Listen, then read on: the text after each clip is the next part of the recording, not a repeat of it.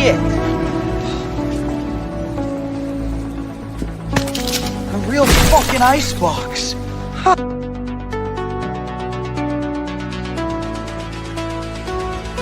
There is no spoon.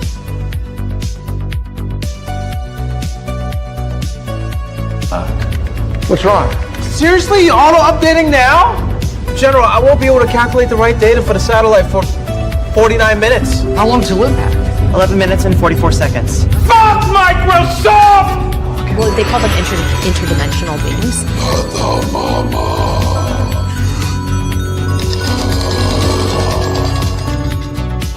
He, specifically asked for you, sweetheart. By our powers combined, we give you the Galactic Family Podcast.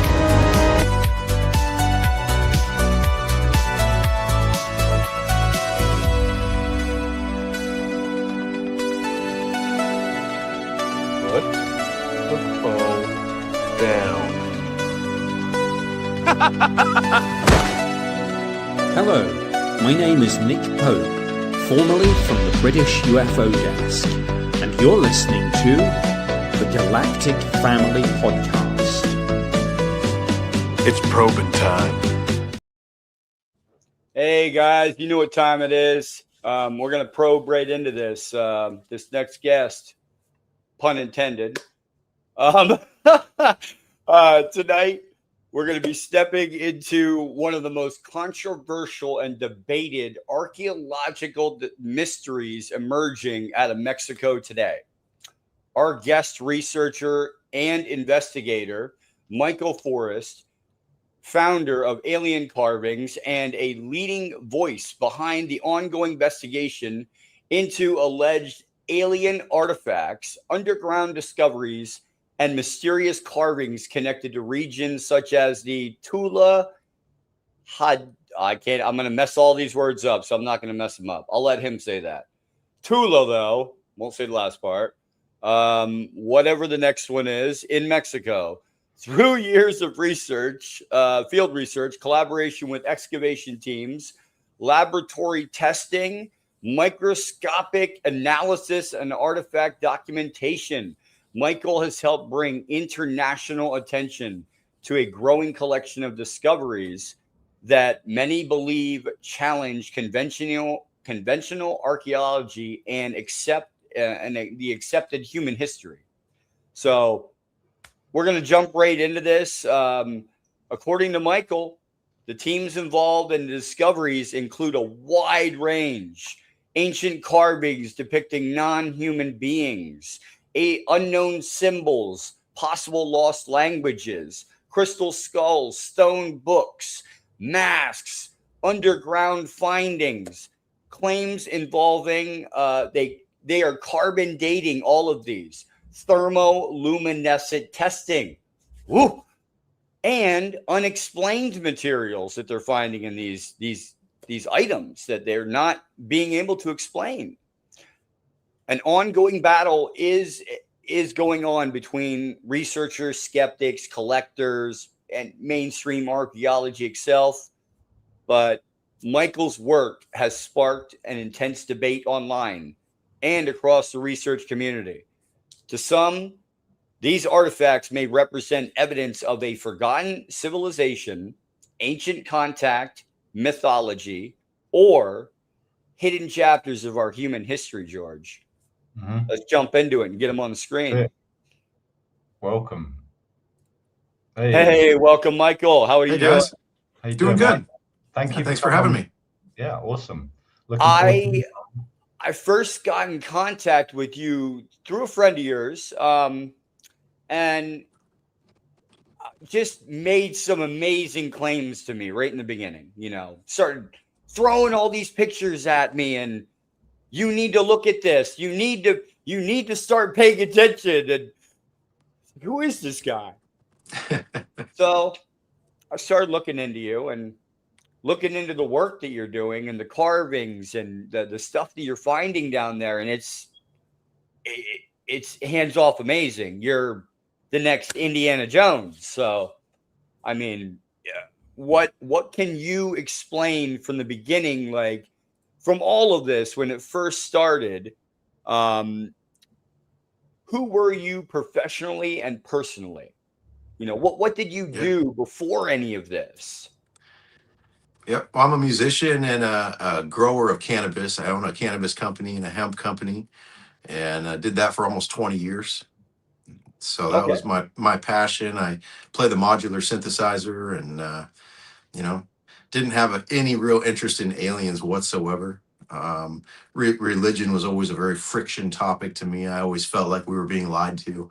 I didn't know what to believe. That was one of my biggest prayers of my entire life, was I just wanted to know. So I feel at this point now it's almost like prayer answered, because it's really had a full circle rebuke on my life. I was so skeptical when I came into this, and I just couldn't believe that this wasn't on the news. That was the big thing. I mean, why aren't the ancient aliens people at least talking about the possibilities, or the astronaut theory that they always talk about? Like, this seems to be like the biggest astronaut theory on the planet. Just completely crickets out there. So I had to find out more. That's kind of what started everything. I wagered against a friend that showed me these, that I could prove it to be false. I just didn't believe it. Although I'd collected carvings and rocks since I was 3 years old. My grandpa was a miner, and things that just stood out at me with these pieces and specimen, just one after another. Every new piece that was sent to me, I'm like, wow, how did they do that? Or what is this, And you mentioned weird materials. Like, I couldn't even identify some of these rocks that were being shown. And so curiosity killed the cat in this case for me. And we started looking into it, started buying pieces off of eBay, and, trying to make heads or tails. There was a major show that came on in 2019 from Scott Woltar. It's called America Unearthed. And he did a full segment on these pieces and tested them with carbon dating, and said, extraordinary claims require extraordinary proof. But in this case, if this is real, this is going to change history. And he believed at that point that there was absolutely genuine pieces here, and no one was able to disprove that at that time. So really started looking into things, trying to, reach out to people that were professionals, career professionals of ufology and investigative journalism. Worked with Linda Moulton House some. And that's where it became really a bizarre topic to me, was the pushback against this, and how someone like Linda was absolutely head over heels and excited to go down to Mexico. And she created all these pamphlets and books on the languages and this type of stuff. And all of a sudden it was time to go on her podcast, and never to be heard from again.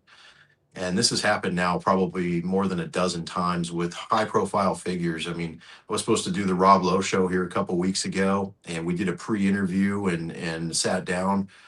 When time to go live, nothing, just completely ghost town, which is just, it's interesting. So it seems as if there's absolutely pushback at a higher level regarding this, or maybe even an orchestrated, not necessarily a pushback, but just a restriction of how fast this needs to come out. Yeah, and as we see control of the narrative. Yeah, we see the government kind of doing this now, even with their files. It's a little drop here and a little drop there, and the big stuff's still coming supposedly, which is, obviously there's things here that I would say are going to cause a lot of controversy. You say this is one of the most controversial topics, and that's before it's even been, really put live. Once the government accepts this, or someone in that integrity starts, showing proof about this, it's really going to turn the world on its back.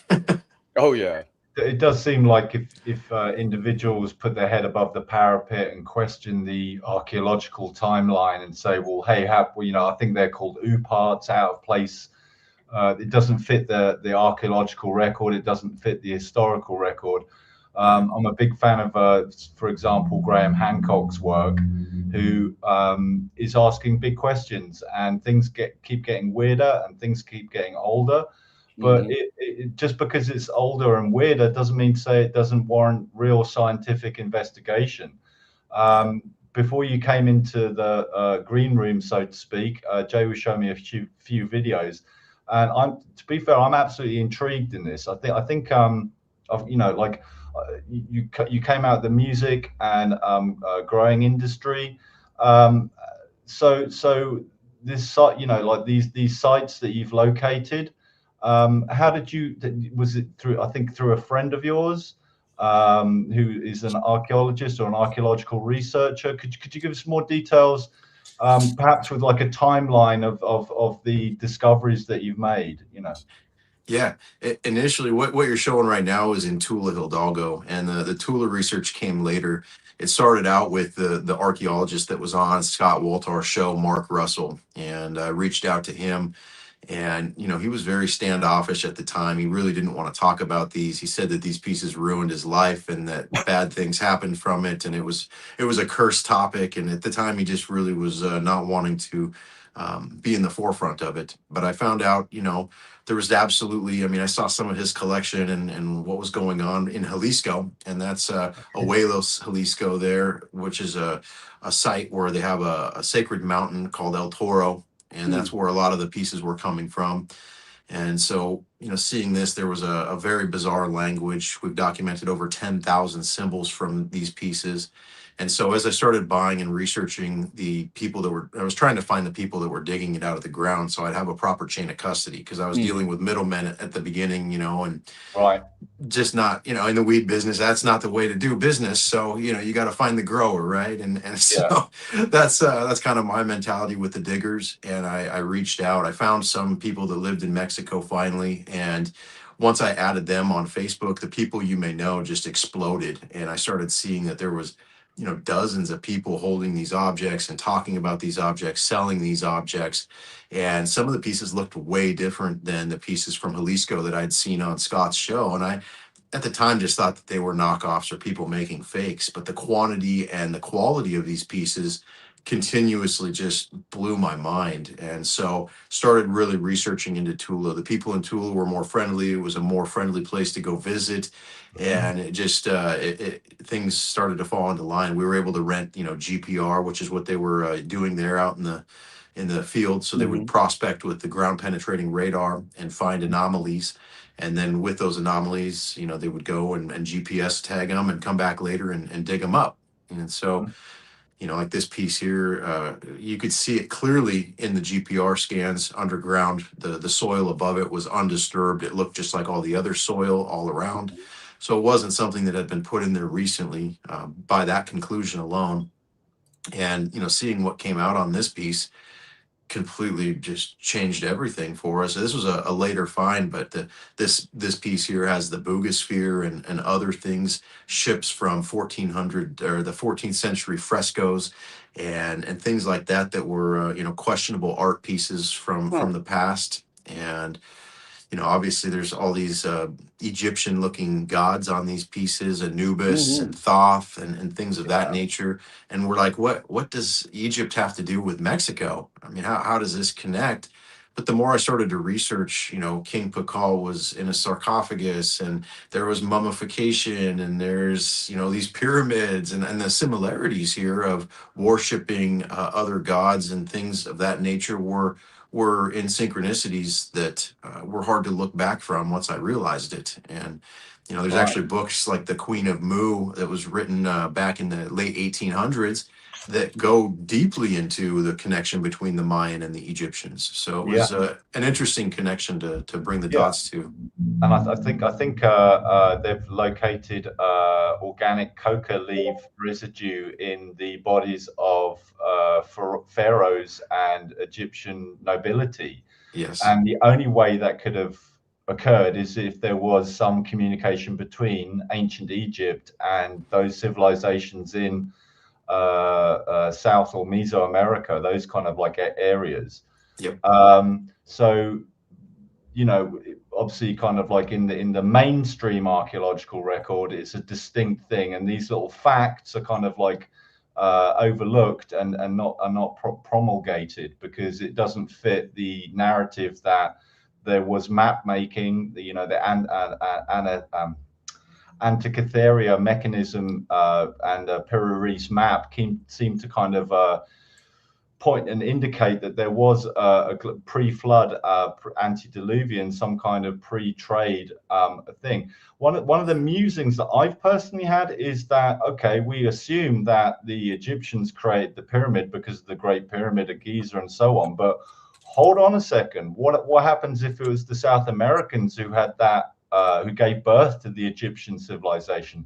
That's distinctly possible. Latin America is very, very much overlooked. Yeah. So yeah, these images we're seeing here are absolutely fantastic, and you know, the team of people out there, kind of with the geophysics, looking for the locations. You know, a few feet down, and then you have these kind of buried artifacts and so on.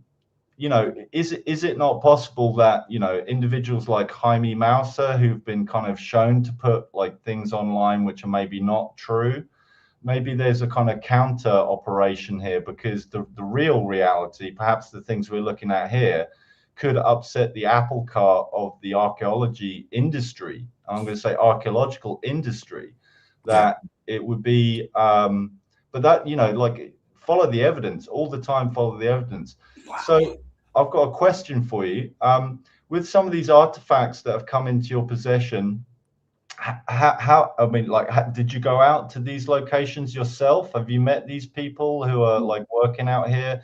Is this kind of like a what's the relationship between you and these locations as far as individuals and so on? Are you able to name names? Are you able to you know, give us more of an insight into, you know, where you are and how these objects become available, you know, to you?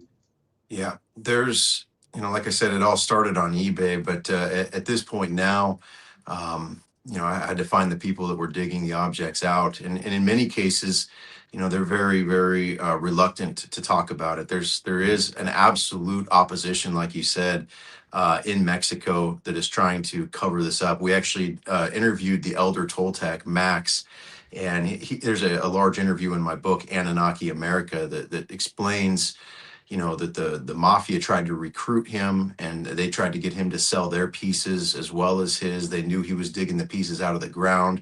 You know, threats and things are made to these people. One of the guys that I work with down there had dig video evidence. He was on his way home from the site. He was stopped at a checkpoint. They looked through his phone. They saw dig evidence of these pieces, and they took his tooth out right there on the spot.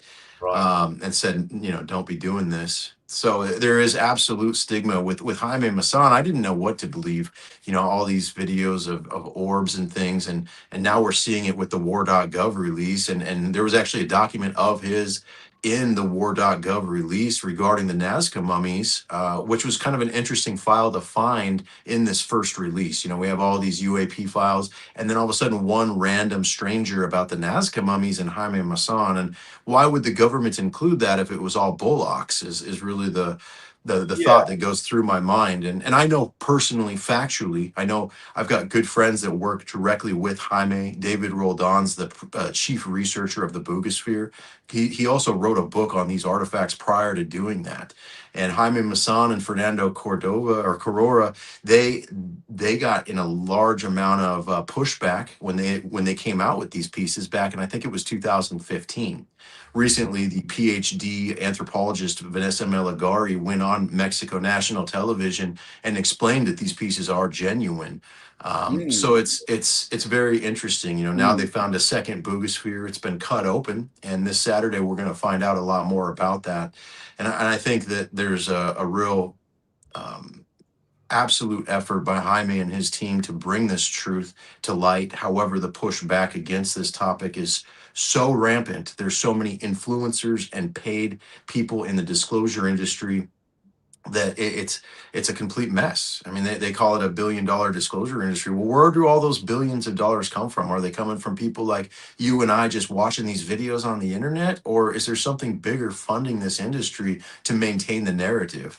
And that's kind of the route I'm going with mentally, just logically speaking, because of the pushback and certain individuals who claim this to be their lifelong passion and their day-to-day work, and they completely ignore facts, science, and dismiss something with no credibility whatsoever. Take, Giorgio Tsoukalos, the guy from the Ancient Alien show. After we proposed a dig like this on the internet, he took our content and made a post about it, saying that within 110%, it was guaranteed to be fake, and that he could debunk it based on the erosion itself. And what's interesting is he has a sportscasting degree, a bachelor's, not even a science degree, and he's making these claims to the world. I had to file an injunction to get that content taken down. So it's really there's absolutely something. And with that company specifically, Prometheus, they have people like Travis Taylor who are in the ATIP program or working with the government. He worked for Skinwalker Ranch for years, Brandon Fugel said on the Sean Ryan show, without even telling them that he was a government body person. He was moonlighting there at Skinwalker Ranch. So why the government would place someone like that in that position, etc., there's clearly some restriction and rules that need to be followed to make disclosure an orchestrated thing. They've probably done a lot of studies, and the truths that are involved here, it's not a one-line thing like aliens are real. It's a multi-line thing that goes very, very deep into our history, and a lot of people lost their lives, and wars were undergone, and countries maybe defeated because of this truth and wanting to come out, like the Cathar people specifically. 9 popes went into decimating that entire group of people, man, woman, and child. And the reason why, when you go back to it, is very well connected to the Book of Enoch and what we're finding here. Yeah, absolutely, 100%. Jay, you wanted to come in on this, or I'm just like, listen, when I first started getting these text messages from this guy, I was like, I'm looking at these and I'm like, okay, they're interesting, but it's not until you actually see them doing the digging, doing the work, getting these artifacts out of the ground that you're really starting to think like, wow, there might actually be something there. Yeah, and sorry. Carbon dating, like, the paperwork, started, anything I would ask, to Michael, it was here it is, here it is, here it is, here it is. I said, well, there's other ways to carbon date. Oh, no, here's luminescent, testing. Oh, okay. Here's carbon dating. Well, then you need to get it done by, multiple. Oh, no, here's multiple agencies. I'm like, oh, like everything I could come up with, George. That's why I said my meter is at like an 85%, a 90%. Yeah, I know. Yeah. We've had conversations for about a week and a half on this. Jay's excitement has been palpable. I've been trying to temper it down a little bit and say, look, we're pretty focused for the podcast, right? Present the facts, present the evidence. I think kind of like in a situation with artifacts coming out of the ground, there is going to be some obfuscation. If one trench archaeological, like a location site is offering up artifacts that counter the narrative, it kind of makes sense that you would say, oh, there's production villages of Mexicans or whoever making these artifacts and going out. So that is that a rumor? Is it mixing fact from fiction? And I think also the other thing I wanted to say was that when you said you originally started by getting things off eBay, people may be turned off or maybe don't realize that antiquities are traded on eBay and auctions around the planet. You can go and get authentic coins from medieval England on eBay. You can do that. I know that because my friend trades in it. So it's like, okay, just people hear, oh, I got this so and so off eBay. It doesn't preclude the fact it's not real. I just wanted to make that point very, very clear. Yeah. Plus the testing that he got done, which I'm showing on the screen. A couple of the testings that he got done is just.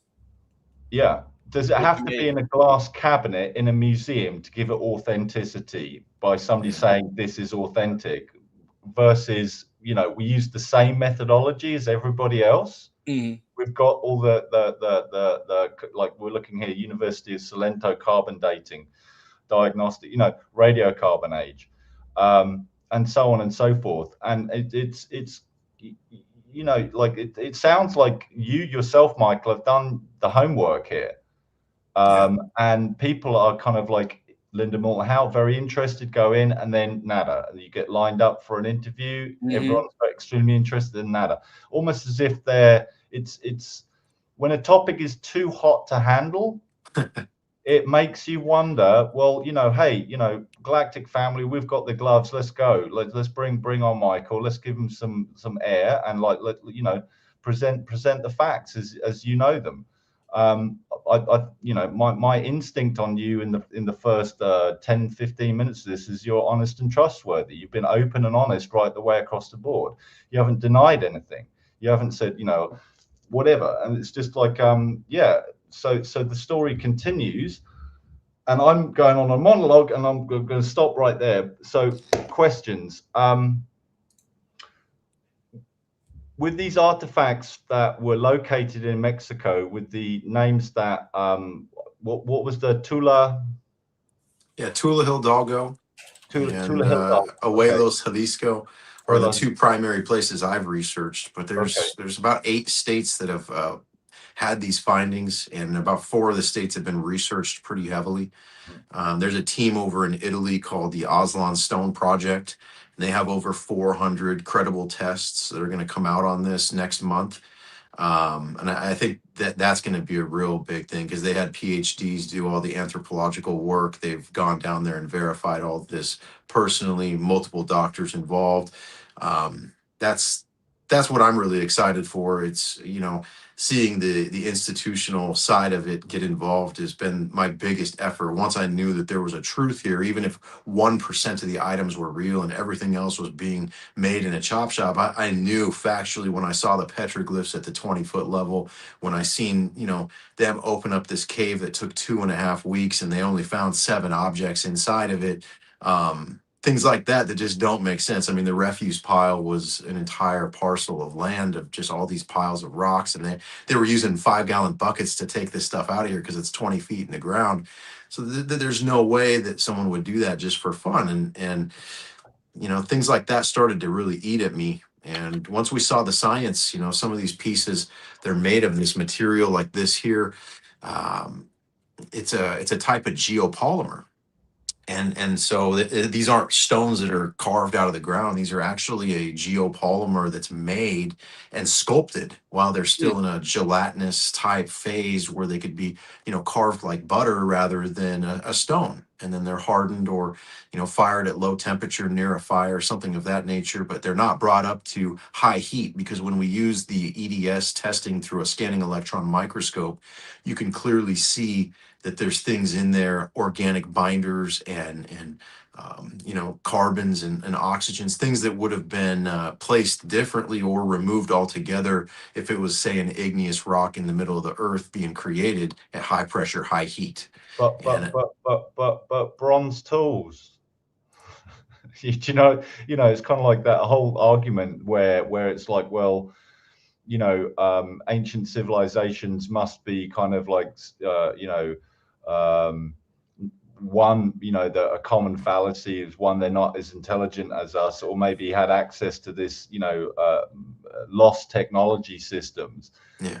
But yet the massive megalithic blocks remain, and the pottery and so on exist. So yeah, what we're looking at, you've had some things tested at the University of Arizona, Tucson, Arizona. Yep. By Christopher J. Easto. Glue from 14,000 years ago. Yeah.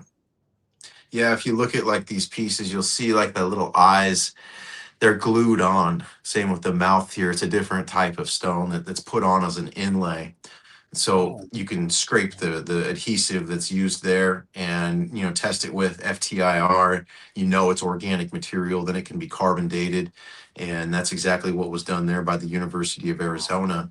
And, you know, carbon dating is only as accurate as you want to believe it to be. And, you know, you can test 1,000 objects and get 1,000 dates back. And if they all come back within a few hundred years, then it's probably fairly accurate, right? And I think that's where science kind of rides on the accuracy of this. However, if you test one object in one place and get a date back, you can't go off of that date and say, yeah, these are all that old, because there could be, for instance, the organic material could have been a copal resin that had hardened in the earth for thousands of years that they had dug up and melted down to create that glue.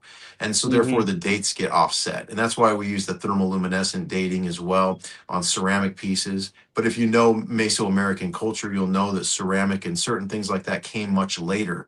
And so the dating there and the objects, the way they look are much different. We don't find a lot of ceramic in the same areas, in the same regions that we would find something like this that's shown on the screen, which is made of this complex. It's almost like a limestone, but it's got a lot of quartz and calcite inside of it. What's really bizarre too is that these items all have a glow about them when you hit them with a black light. And that's something that really intrigued me. I had a rock collection, and like two of my specimens, looked cool in the black light, but it was very uncommon to find these type of specimen. And once we learned that some of these pieces, they started to have this phosphorescent glow, it became a curiosity just to start hitting them. And we found that a majority of these pieces, all of the ones created from the geopolymers, have this glow about them. And there's a recent paper by my friend Trevor Hawk that just came out, and it goes into the really nitty-gritty science of this geopolymer and why these things glow in the fashion that they do and carry the half-life that they do, which is very, very unique to the stuff that we have today. And so that's something as well, is that this type of geopolymer is not just a simple recipe. There's things and binders and ways of composing it together and making this composite that is beyond our current, I'm not going to say it's beyond our current technology, but it's beyond our current scope of what we would do or what we have today. Yeah. Is this what you're talking about? Like what Jonathan here is talking about, the geopolymers manufactured by Alkali. Yeah. Yep. Okay. Yeah, he's on it. Exactly. Yeah. Hey, thanks, Jonathan. You're on it. There's a really good book here from Joseph Davidovids, and he's a French scientist that's kind of pioneered this. He's done a lot of testing in Sacsayhuaman and Pumapunku down in Peru, and also in Egypt. He had a run-in with testing the blocks from the pyramids with the Zahi Hawass, where he was actually not allowed to come back in the country because of his testing. It wasn't fully permitted.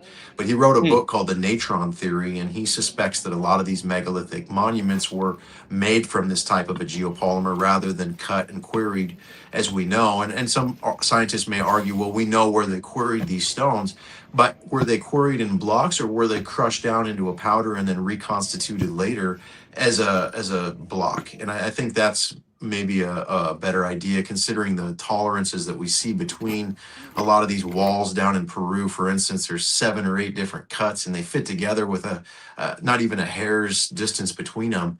How would we achieve that today? And I think casting is a great potential. Jay? So are we talking about isolated finds, or is there evidence of an entire archaeological or buried archaeological layer that you guys are finding there? Like city structure, town walls? Yeah, found quite a few walls and blocks. We found a stucco wall with what looked like aliens on them. There's been numerous stone structures, stairways, pathways made. In fact, I actually have a piece of one of the pathways right here for research, and it also glows as well. It's made of this type of material, and so this type of polymer was also used for their sidewalks and different things. We find caves with petroglyphs carved into them. So I believe there's absolutely a civilization under there. How deep it is and what we're scraping the surface of. As you see, some of these pieces are maybe a few feet deep. Some of them are 15, 16 feet deep. Some of them are really close to the surface. And I think there's logical properties there. We found like charcoal and different organic materials while we're digging out the pieces. This stuff has been dated around 1500, 2000 years ago, but the pieces themselves are much older. And so that's, were they buried at some point? And we know the Spanish came, we know the Spanish destroyed a lot of pagan artifacts, and we believe this is the pagan civilization that they were after. If you look at the book that was removed from the Bible, the book of Enoch, it talks about the watchers and these type of beings that came down. And we see a lot of DNA manipulation, things that would definitely fall into the lines of what they called Nephilim. We find giants, we find rings that would almost fit on our arm as a bracelet. There's lots of variety in size of these beings. We find beings depicted as giants in some of these artifacts. Some hybrid beings like you would see, like the Lamassu in Sumeria. We see a lot of that type of griffins and sphinxes. So clearly the hybridization and the stories of the Anunnaki, considering we find the Anunnaki beings on these pieces very, very common, seems to have a strong connection. I've got a question for you about the locals who are working, making these discoveries. Are there local legends attached? Is there anything in the mythology or folklore? Big time. Could you maybe give us a choice kind of example, maybe, or? Yeah. So here in Tula, a lot of the pieces are found either at the base or around the Zikuku mountain. And Zikuku in I'm probably butchering the pronunciation of that, but that mountain there actually means the mountain of the owl. And if you remember earlier, I said that in Jalisco, they were at the mountain of El Toro, which is the bull. And so the bull and the owl here seem to be extremely significant. If you look at some of the steles and the pieces from Sumeria, you'll find the Queen of the Night or Ishtar surrounded by owls. And we find that exact same owl depicted in these locations. And on Zikuku Hill, there's a local legend that the cave there is the Cave of Diablo. And it's a gateway to the underworld. And when you start seeing Anubis pop up on all these pieces, you start seeing the planet Saturn being idolized and worshipped by many. You just have to start digging into the history. When you look at Gnostic texts like the Pistis Sophia, and you research about the Demiurge and the Sophia, who was this emanation of wisdom that fell with Satan. I believe that there's strong connection to that lore here with Diablo, and why we have Diablo and the underworlds and this type of stuff so heavily concentrated in Mexico, along with sacrifice as well. A lot of the sacrifice to Moloch, I believe, is in connection. And what symbol do they use for Moloch? An owl effigy, Bohemian Grove. I mean, this is what they represent. So I believe that's a symbol of the Watchers, the fallen angels specifically, and they are directly connected to the satanic rituals and beliefs of, some of these secret societies or organizations. Yeah. To get two of these questions very quickly out of the way, because they are about this video up here. Was this first discovered at these dig sites, this kind of carving skull type thing? And are there carvings? Yeah, there are carvings on the skull. Yeah. Oh, yeah. Yeah, they decorate these things oftentimes with every bit of space that they have. And, as far as carved skulls like this go, I haven't seen anything outside of these discoveries that have this type of carving. However, you have the famous Mitchell Hedges skull and Einstein and numerous others around the world, some even, in the possession of the museums, that British Museum and stuff like that. You guys found this one at the site that you guys are working at? Yeah, that was there. It was located and fully documented from start to finish. It was actually inside of that thing that they were pulling out of the ground, that large, it looks almost kind of like a mantelpiece or something of that nature. That thing right there. Once they dug down and got inside, there was a cat. There was about 8 or 10 different pieces. These skulls were positioned back on the mantle. And I've actually got both of those skulls and the cat from this.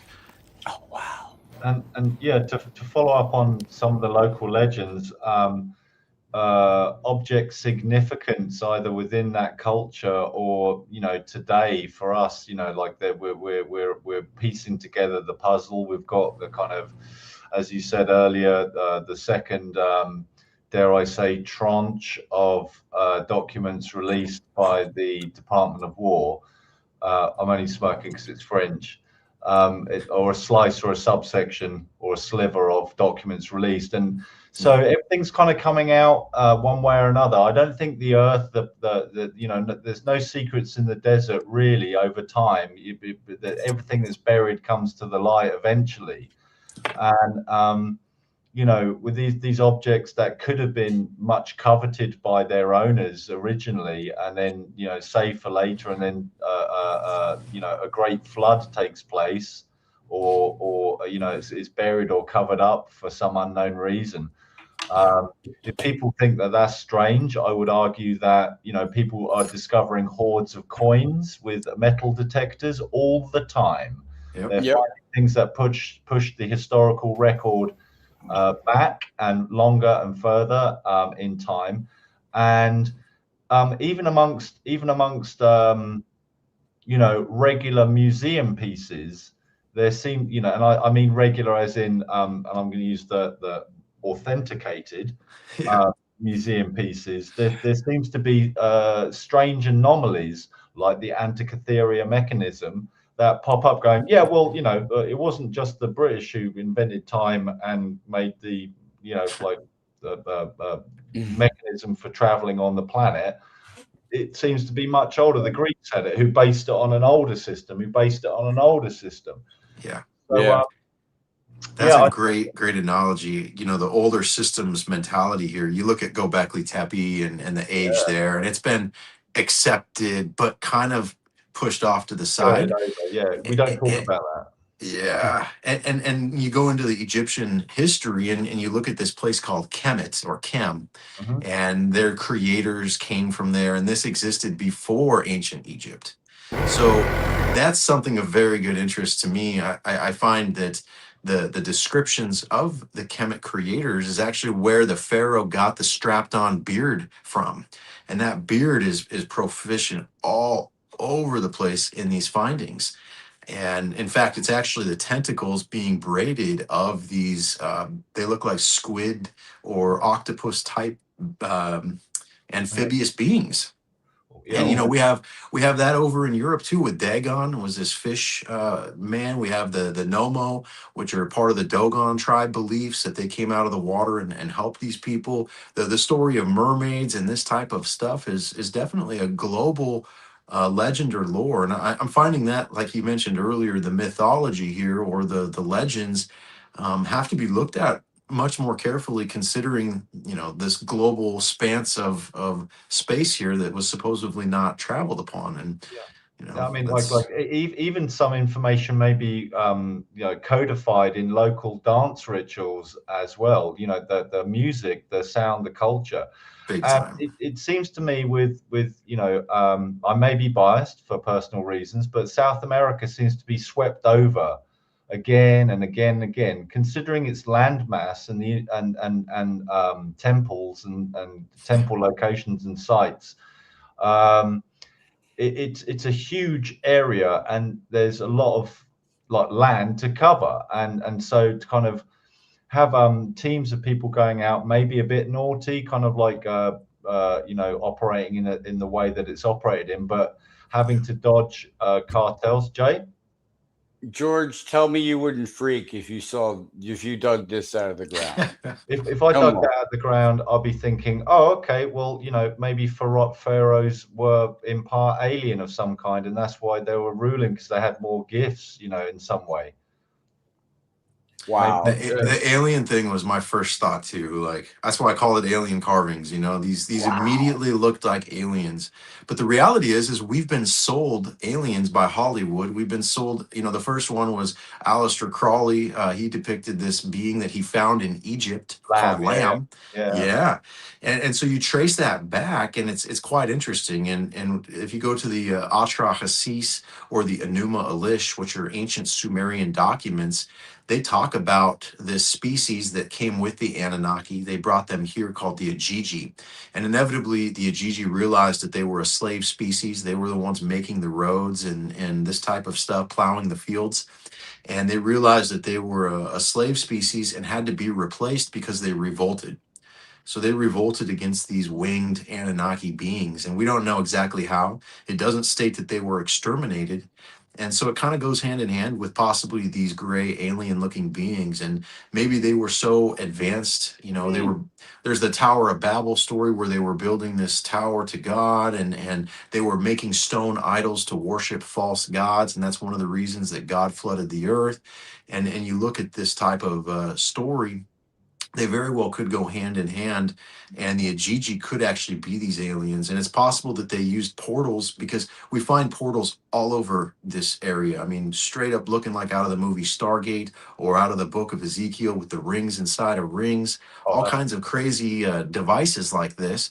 And so it's possible they may have revolted by just jumping ship. And that might be why they come in and out of our area today. There's abductions and things being furthered on DNA, people getting implants, stuff that I really took with a grain of salt until I started looking into this and realizing that there's actually surgical teams of really good doctors that have removed hundreds of implants of unknown origin out of people, which is crazy to me. I seen them and held them with my own hands. That's This biology you're showing is a great example too. I mean, this is a reptilian being. It looks a lot like the Nazca mummies. This was found in Guerrero, Mexico. Yeah, I was looking at that. I'm like, this is interesting to me. It's interesting. I mean, just I'm always doing kind of quotes and things. Only two possibilities exist. Either we are alone or we are not. Both are equally terrifying. And that's a quote by Arthur C. Clarke. Now, when you see the reliefs of the Anunnaki wearing their watches, carrying their man bags or whatever, they're holding, pine cones pointing in certain directions. We know these things are real, right? So why would things of this nature with from Mesoamerica, like from Latin America as well? Why would it be so dangerous to the narrative? We're now being told, there's 4 species of aliens. And it's like, oh, come on, only 4? I mean, like, it's a pretty large universe, but 4 we know of. So it could be a vast array of entities as yet unknown or uncontacted. It could be some of these entities have had contact with us in the past, and the written record seems to suggest that. You mentioned Book of Enoch and watches and so on and so forth. So I don't, for me, it's not outside of the boundaries of possibility, because the universe or cosmos or multiverse is a pretty strange place. Let's be fair. A lot of it doesn't make sense. Well, the human stuff doesn't make sense, right? No. I'm about to bring up that too. That watch that he was talking about. It's like that. Yeah. Can you go back? Just go back to the previous image, Jay, please. Yep. Look at the detail on the forehead and head of the creature holding what looks like either, is that Mayan or Aztec human there? Looks like a Native American of some form. Yeah. And but if you look at the structure, that's definitely of a stylized form. I find that very, very intricate, detailed, and delicate.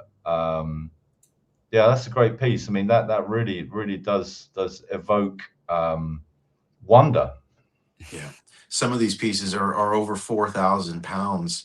They're that holding that type of stuff. And it's really interesting when you look at the Hopi and the Sioux and the Lakota tribes and their beliefs and the suppression that went against them, even for their ritual dances and events like the Sundance Festival or the Sundance that they would do. This was actually banned by the United States government for almost 100 years. They couldn't do that dance, which was so weird to me. My cousin's a Lakota Sioux, and so the stories of the bird men, the stories about the peace pipes and what some of these peace pipes look like, why they're sacred, they're not to be brought out in front of people. We find a lot of pipes in this culture as well. And so it really lines up with the ancestors being these gray beings potentially. and that the Native Americans were influenced to this, and that might be why there was such a, we have the Crusades that got rid of all the pagan, we have the conquistadors that got rid of all the pagan, and then we came and got rid of I won't say we got rid of the Indian belief, but we suppressed it to the max. That's documented, and so for whatever reason, just like burning the witches at Salem, there was a reason big enough for our government to act on this. Yeah, it feels like the control paradigm of look at the TV and don't look outside and stay at home, and your neighbor is obviously a dangerous maniac, and people I got something for you, George. This one.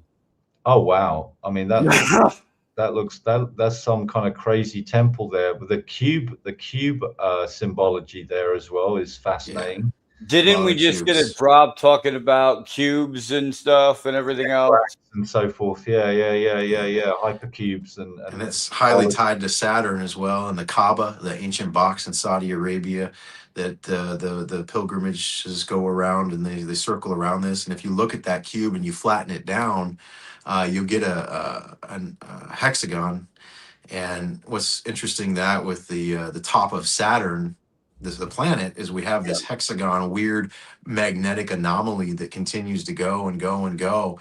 That really, how and why, it's very interesting. I remember when I was a kid and the Cassini space probe was going to Saturn, we were going to learn all this information about this planet, but truth is it's been slightly vague in comparison to like what I would have thought we would have gotten by now in terms of going through all that research. And so, seeing the Voyager and the what was it, the Galileo, or I'll just say the Voyager and the various probes, the missions that the NASA went and seeing in that recent dump there, what the astronauts saw outside, and that this was kept top secret as well, is there's astronauts now saying that we were told to never go back to the moon.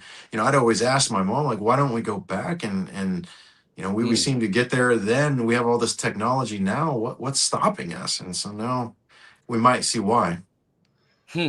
So separating hoaxes, separating, mock-ups, separating those from authentic pieces. That looks like a dorja from Tibetan. Yeah, the Vajra or dorja. Yeah, we found a couple of these in Tula. Really? Yeah. Interesting. That's interesting. And some in different forms. I actually have one right here. I can show you. And this is called something different because it's in the compass type, but you can see it's got the same type of ends to it. Oh wow. Okay. So I mean, like, on your quest to kind of like bring this to the light, bring this to the mass public, on your like this mission that you find yourself on, and it sounds like a little bit involuntary as well. You set out to kind of debunk, disprove, set out to kind of say, yeah, this is a load of tosh, and then suddenly you kind of like, you're on eBay, you get a few objects, and it's like, I think some of these are actually real. Okay. And then you kind of like make your contacts. You kind of your friend and team is down in Mexico. You're kind of finding these objects. You're contacting various universities for carbon dating and various tests and things. What's the next phase for you in this kind of like thing? What would you like to see happen? Well, the fire's burning right now for sure. We've got multiple published papers. We've got this massive trove of research coming out.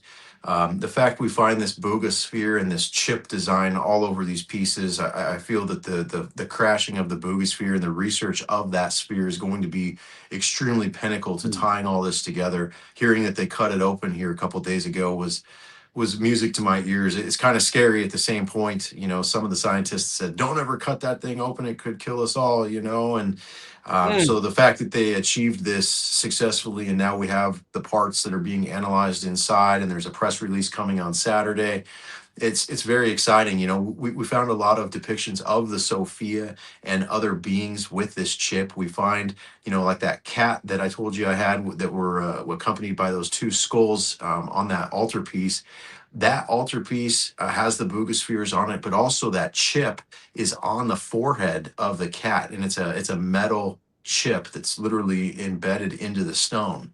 And we find this on many of the skulls. And so it began something of thought that this could be the control device that they utilize to control these hybrid species. You know, we're warned in the book of Revelation about the mark of the beast and how you couldn't even spend money or do anything without, you know, acknowledging this first. And so to see this complex diagram across so many things, and you know, the researcher Rodolfo that's working with Jaime, he came up with a conclusion that this was a solid state resonator, and the geometry on the Boogosphere itself is something of very high interest, and the way it works could very well be something powerful in itself, and how this, you know, machine or this sphere is floating up in the air for potentially 12,000 years, which is what they carbon dated it to. It brings a lot of questions, unless it is some sort of solid state device, because the wear and tear of this world, I mean, they know that the metal alloy that it's made out of is something completely unknown, and that there's rare earth metals in there that weren't discovered until the 20th century or late 1900s. So it's interesting to see that type of stuff being concluded inside of this, and the fact that it was actually documented crashing. The new one that they found was also documented very heavily. That's what warranted this, you know, investigation of such degree. They have all the right chain of custody. There's high quality video. It doesn't look like it was recorded back in the 70s, you know, from a farmer's phone. It was actually done with really high quality, and everything is really well preserved. So I think we're going to see those answers. And at this point, you know, what am I to do with this topic now? I just try to keep understanding it. I keep an open mind, because every day it seems like there's something new, and you know, Okay, you guys we were lied to, right? yeah, Yeah. you guys are doing what you need to try to get this evidence out there. Now, there's also something else. Like, are you involving, what other groups of peoples have you brought in to help you with this? Like, as far as like decrypting the language, the symbols, the everything else. Like, what types of other people have you brought into this as a collaboration? Yeah, Dr. Agnes Sartori. She's the one that translated the Boogosphere, and she's Okay. a doctor of language. She specializes in this very, very much. I just recently had a really great conversation with her, and we're going to start trying to understand the language on these pieces. She's very curious about this. She wasn't aware of it until she got down there with the Boogosphere, and went and did some of her own confirmations, and now is very amped up about this, it seems. So it's good to see, you know, because a lot of people don't want anything to do with it. And so reaching out to cuneiform experts and certain people at the British university, stuff like that, they wouldn't even comment on this, or give any real logical thought process, you know. It's not about them. Like, I think I understand somewhat of what the universities are going through sometimes when Oh yeah. like, I mean, some of the pieces out there they look like they're real. They look like they're real, but they're not. And they Yeah. come out on the market, and then oh, I authenticated that this was real, but they really didn't. I mean, you did. You took it to different places, carbon dating, luminescent, all that, but it's a mix of different things that come out there. So when a university comes up and they're like, "Oh, you've got this, they still won't touch it, because there's just that very small percentage that you were able to fake it somehow." It's not even so much that, I think, even though that is a possibility and a concern, I'm sure of Yeah. it. But the big one is that these pieces are not being excavated by a team with permits, and so the legalities of them handling a looted item or a grave robbed item Yeah. brings unwanted liability to them. They have government grants and federal grants and this type of stuff, which could immediately be cut off by them being public about something that hasn't been done with the proper channels. Have you tried to get Mexican authority permission to dig there and protect the site? believe it or not. So Dr. Pablo Garcia Sanchez was the first one to ask for clarification to the INAH, and they responded with a letter stating that these pieces had to have been buried there modernly, that they show modern depictions of what we know as aliens, and that this hadn't been anything that they had found to this point. Then we found some pretty extreme discoveries, and there's a video I posted about all these pieces from the Mikokan area that are massive. I mean, some of them 4,000 kilos, and some of these pieces are actually registered with the INAH. And so there is some acknowledgement, but at the same point, there's not enough evidence for them to rewrite history, or they haven't felt the compelling urge to do so. And like I said earlier, I think there's an orchestration of disclosure going on between the governments and between everybody, because the amount of lies and how hard this ties to a dark period of time where there was a lot of sacrifice and things. This is probably why they went to get rid of the pagan objects in the first place, because they didn't want to have to address this without people having a better grounding. And now with AI and the amount of false information, treading lightly here is probably a wise move. And I'm not against it at all at this point. At first I just wanted it to come out, but now I see that there's a lot more to it, and I'm just kind of riding it as it goes, not trying to bark up the wrong tree on this, because there is things here that are going to really make people have to think. Yeah. I've been thinking, like, it's sent me down a whirlwind of excitement and fear at the same time. Yeah. Yeah, Big time. just to riff off the going to the authorities, and obviously I personally don't condone criminal activity or whatever based Me on the neither. law. But hear me out. If you take the Virginia case, when the authorities are involved, it's all buried and hidden away from the general population. So my awareness of the Smithsonian Museum of America, which is both a private and a public organization, was a strange setup, that one. It is. Removed the elongated skulls from Malta display in 1984 from general public purveyance. Could only be seen by appointment only in the back rooms, not on public display. Thankfully, they're back on public display at the moment in Malta. Wow. Recommend people in Valletta get a chance to go and have a look in the Valletta Museum. But it was the Smithsonian who just tapped a sovereign nation's museum and said, could you just take these off display for we don't really want people looking at these things. Yep. And it's just like, who gets to dictate what you look at and what you don't look at? Now, I'm based behind a screen. Our viewers are based behind a screen. We're not physically on the ground with the individuals who are taking these things out of the ground. We can't see fully. There's always going to be a little bit of suspicion there on what's true and what's not. But the point being is this: when you go to the museum and you go to the gift shop, there are representations of things that are real, but they both represent the same thing, right? So it's kind of like, well, hey, even if like I'm with you on the even if like 2, 3, 5% are real, what does that mean? What does that actually mean? Bingo. Okay, so it's like you take 100 UFO cases, you debunk 99 UFO cases, it leaves one case that you cannot debunk and is real. Then the phenomena is real. Right. So yeah, it's fascinating to, I think part of the enjoyment here and the excitement is looking through and the viewer of such things make up their own minds as to the, is it authentic? Was it made by human hands? Probably, right? It's like we're pretty good with our hands. We've been making things for quite some time. How many? Okay, here's a question for you.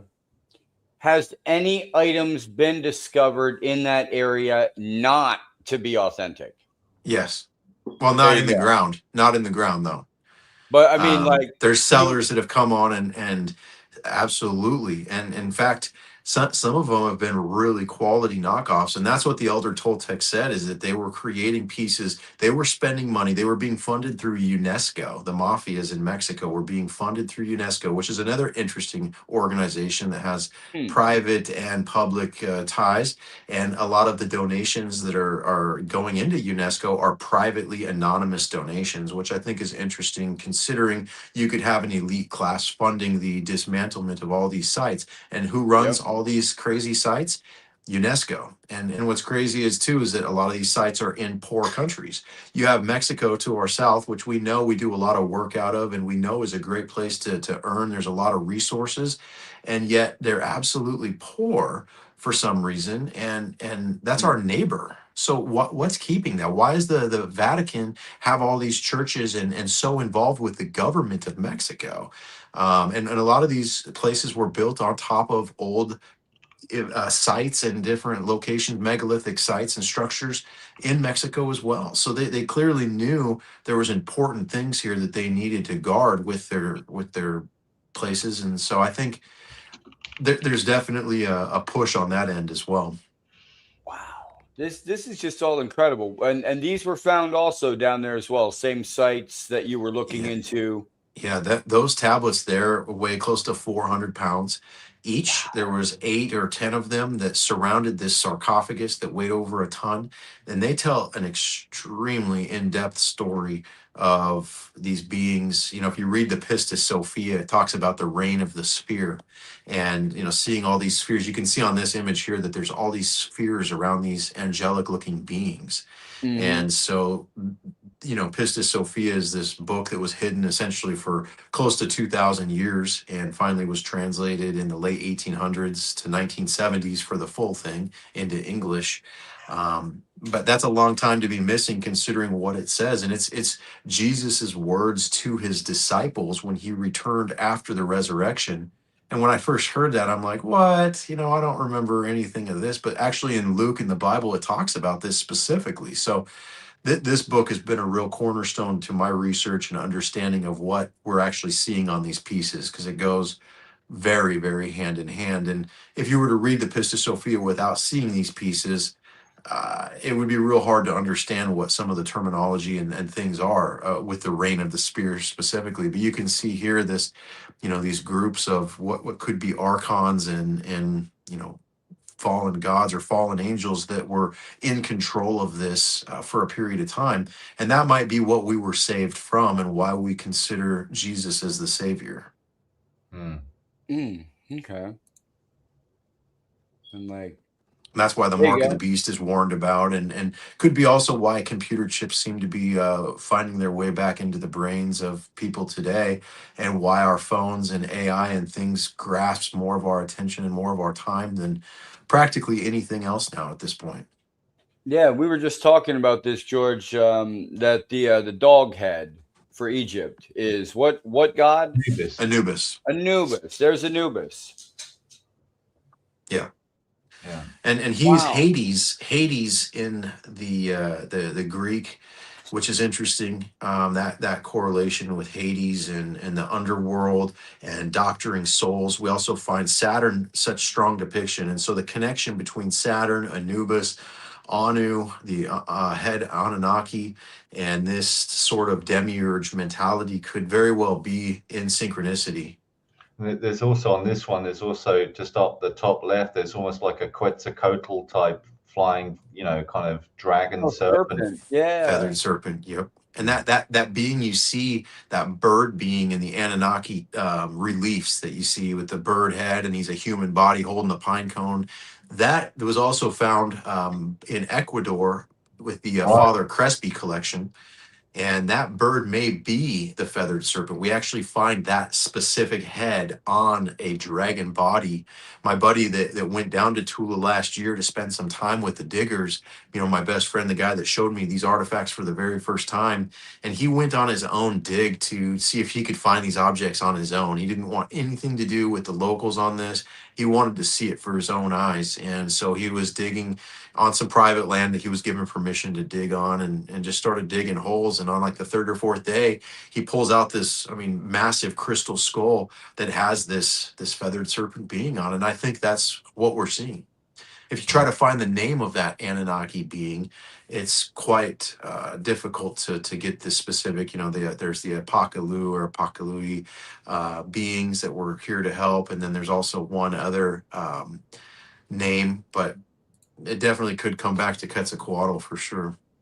Yeah, I think maybe what we're seeing is different cultures' representations of similar things. So, you know, I'm thinking of the Ahura Mazda Zoroastrian winged, you know, represented as a human holding a almost like a chakram, you know, like a wheel, and then zipping around. And certainly kind of South American cultures, there is tales of people zipping around in the sky, kind of these kind of things.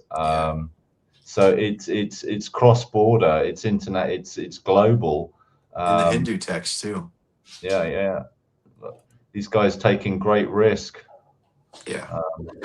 And these balls, they're all etched, they're all marked, aren't they? Yeah, 100%. Oh, there we go. We see it a little better there. Yep, I've actually got one right here. I'll show you. Oh wow, okay.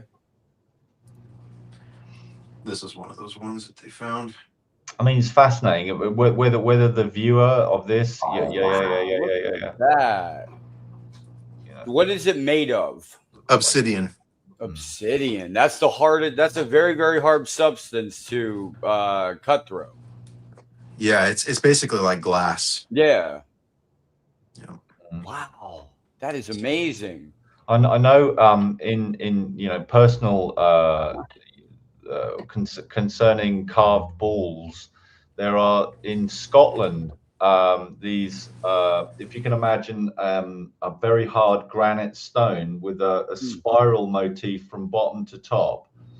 Unknown, don't know why they're there, don't know what they're used for. They're Pictish stone balls. And a Scotsman happened to be in Bolivia, went into a rural museum and saw exact representation of what he had back home in Inverness. Wow. And so the concept that kind of like, again, global trade, global, you know, what are these things? These representations of these orbs flying around, and so on and so forth. Costa Rica has a bunch of giant spheres as well. Yeah. That's a mystery. I've got a theory on that, but I won't air it here. Maybe after the show I'll tell you, Michael. But potentially some kind of safety protection system, potentially. Yeah. This is you know, fantastic. So, I mean, like you know, in my mind, the viewer watching this either now or later could be like, well, you know, it may not be real. I mean, the objects are real, but it does, you know, in some sense, it's kind of like it defies. If it piques the imagination and moves the conversation forwards on possibility and wonder and amazement, then accept it for what it is. You know, I mean, I think, you know, individuals like yourself are kind of doing the legwork with the scientific evaluation of it, of this topic, and yeah. How many? Here's a good one for you, George. Right. Yeah.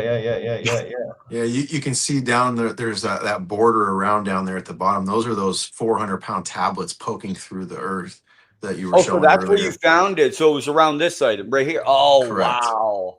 Yep. Yeah. I mean, that for me, that's like, okay. So what we're gonna do, like Dave, we're gonna go. We're in the yard. We're gonna fabricate like obsidian. Really difficult. We're gonna get a diamond drill in a whole load of design. Then we're gonna sneak out illegally. The pain of like potentially being shot or whatever, into the desert, dig a pit, put it down, cover it up, leave it for like about 50 years so it kind of sediment goes down. Then we'll come back later with something, dig it out. And like apparently that there's you know, like you stated, honestly and truthfully, yes, there are teams, yes, there are people hoaxing, but in some instances, what percentage are actually kind of real, you know, or actually real, or actually artifacts? I had a PhD. Actually, he has 2 PhDs. JJ Hertak. He had me come down and speak at the Academy of Future Science Easter seminar, and he got behind my work really diligently when I was there. He asked a lot of questions, and he's looked through my books and said that he felt that at least 40% of the objects were genuine that I had published. Wow. And I was just going off of what he Look- saw. look at And this. here's the process, like of them going down, Yeah. you know, process by process, and you know, That's bringing the stuff out. Yeah, that's in my mind. I mean, like, okay, hoax is one thing. This is not a hoax. Right. And what's also interesting is that sarcophagus and those pieces are so big, they couldn't even ship them. I mean, I tried to buy that sarcophagus for our museum here in America with a friend of mine, and we went through every possible channel possible to get that thing out of there. And it's absolutely not possible to get that to here without signing off from the, Ministry of Culture or whatever they want to be known as, Oh Yeah. wow, look at that bit of like some like water to put on it. Yeah. Wow. And Oh, yeah, again, that material that thing's made out of is this complex geopolymer. And what's also weird is that there's arsenic, and we found fake geopolymers or things that were made, but they're more powdery. They're not the crystalline type like this when you look at them with the scanning electron microscope. What's also absent in the new ones or the modern recreations is arsenic. And inside of these pieces, we find arsenic very commonly. So that's a big indicator too. I don't think Joe and Mac are going to go out and start, putting arsenic into these pieces. Like, it's so dangerous to work around. We know the risks involved. Nobody does that at this point in time. Same with the metallurgy. We find these gold leafed items where the eyes and the bracelets, and there's gold leaf all over these pieces. And when you XRF test the gold leaf, every place you test is a different alloy. There's not any 24 karat standard here. You go buy leaf offline, you're going to find it in a very standard way because gold is worth so much. They don't make 13 and 14 karat leaf. It's just not there. So that's really an indicator as well that, serious effort was put into tapping out, whether it be tapping out nuggets or however they did this. I really don't know, but yeah, it's the process of the process of creation of these things is interesting in and of itself. The material science is interesting in and of itself. The location is interesting in and of itself. yeah.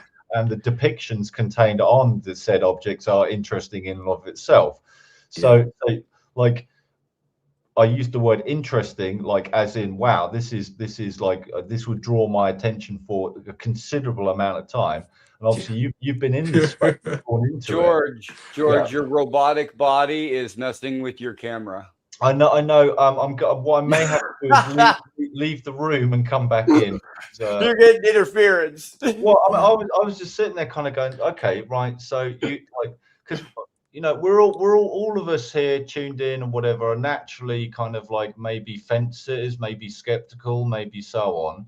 Yeah. And It took me you 3 go, years. okay, this one could, and then suddenly, okay, pit, several tons of soil, deep, gold lined sarcophagus weighing X amount of poundage and tons or whatever, and it's just like, that's a lot of work to what? Why would you do that, right? So it's like, well, I'm not discounting, like you said earlier, and you've stated honestly and truly, Michael. There we go. Honestly and truly, that yes, there are some fabrication units based out of like on the surface in a shed. Okay, But that's why you fine. don't count them all in that area as one area. You count them as one item at a time. But There's a lot of fake Rolexes out there, and there's a Yeah. reason why. Because Rolex is a prestigious thing, and people like it. And I think you said that kind of earlier, that people don't make these fakes at the museum gift shop because they're just coming up with a random concept. They're actually replicas of something that existed. And even the ones that we found that are fake, we often see that they were made after something else that we had found. There's a group that literally goes through my internet and will copy pieces that we published that were found and start selling them. We've seen this, but the looks are so, you trend it's night and day. right. It's really not the same. Well, they say imitation is the highest form of flattery. So if people are coming onto your site, you know, and doing some knockoffs or whatever, that's credit to the original piece. I mean, it's annoying. I bet that's annoying, but it's, you know. Again, like you say, it could be looked at both ways. It could be flattery, it could be annoying. I mean, it's frustrating when people believe it and they write off the entire topic because of it. And that's something common that I think people do is they make a rash decision. And I even did this myself. So, you know, when I first saw it, I bet my buddy $5,000 that it was BS. So that I think is the keystone. Is it took me 3 years of diligent trying to disprove it before I was finally able to bend and swallow the pill. And it took a lot of lube to get the pill down, you know? Right. Yeah. Okay. Well, I mean, wow. It's a lot. I mean, we have. I'm kind of curious as to what's next on the agenda moving forwards here. Obviously, getting the message out. Obviously, very, you know, happy to have you here. Obviously, Jay will back me up on that. But you know, like, look at this, George. Like, we're looking at DNA. Yeah. This is a prime tablet of showing. And what's really bizarre too is this just chain of DNA that's going down the middle here is specific. And I had a DNA specialist who saw this and said, "Wow, Michael, this is really interesting." He's like, "If I was to go and manipulate DNA, this is exactly the amount of crossbars I would put in on the top and the bottom, and it would vary from the middle to the out." Don't quote me exactly on how I'm describing this, but that's how he described it to me in terms is that this was very specific and that it's not just something that was put on there as a normal double helix. Like the crossbars actually had scientific value. Oh, so I mean, you spent X amount of time, you know, since kind of attempting to debunk yourself with this, you know, area, this arena. In your mind, what's you know, and obviously speaking to you, I can tell you're well read, well versed in all sorts of different cultures, languages, mythology, folklore. It seems to be a passion of yours, which is awesome. Yeah. But for regular viewers who may not have like the same intensity of passion, what are the implications and ramifications of the depictions here? I mean, are we looking at a proto-Egyptian, This is likely Kemet. This is where the creators created the hybrid species. This is where our ancestors were created and founded. And, you know, the world was reset during a flood. But as we know in Genesis, after the flood, there was still Nephilim. There was Nephilim before and after. And so we think that some of the pieces were still with the sacrifice and things done after the flood, which is why we have, you know, 3000 BC type, this type of antediluvian things that we find. And then, you know, up to where the Savior came and stopped the sacrifice and saved us from the Ishtar and the fallen hierarchies, you know. Yeah. So we're looking at an evolution here on the planet in some way from past and moving forwards to now. Maybe still here, you know, we don't know. It's coming out at the moment with the even if these even if these are 100, 200 years old, right? They show planetary bodies as well that wouldn't have been available at that time, and that knowledge would not have been available. Correct. So even if they're fake, they show real items on them. So it's like you have to take both, I guess, and put them in a batch. Like, here's fake, here's real. This is what I was saying earlier. Imagine you see an Egyptian statue in a museum and you like it. It represents something. If you go into the gift shop, you'll see maybe a smaller version, maybe one the same size. Okay. Obviously, there's the original and then there's the inspiration from the original, but they may depict exactly the same information. Right? This is one. So it's like, okay, well, the idea for it has to have come from somewhere, right? My belief is, you know, Michael may be aware of the Wangina of Australia. You know, the usual kind of party line, if you want to call it that, is, well, you know, like ancient people were ingesting large amounts of kind of psychedelia drugs and. But the other option is, well, you wouldn't do that all the time. So these ideas and these depictions could be very, very real things, right? They could be very, very real things. And you're just going, oh, look, there's a so-and-so one Gina there.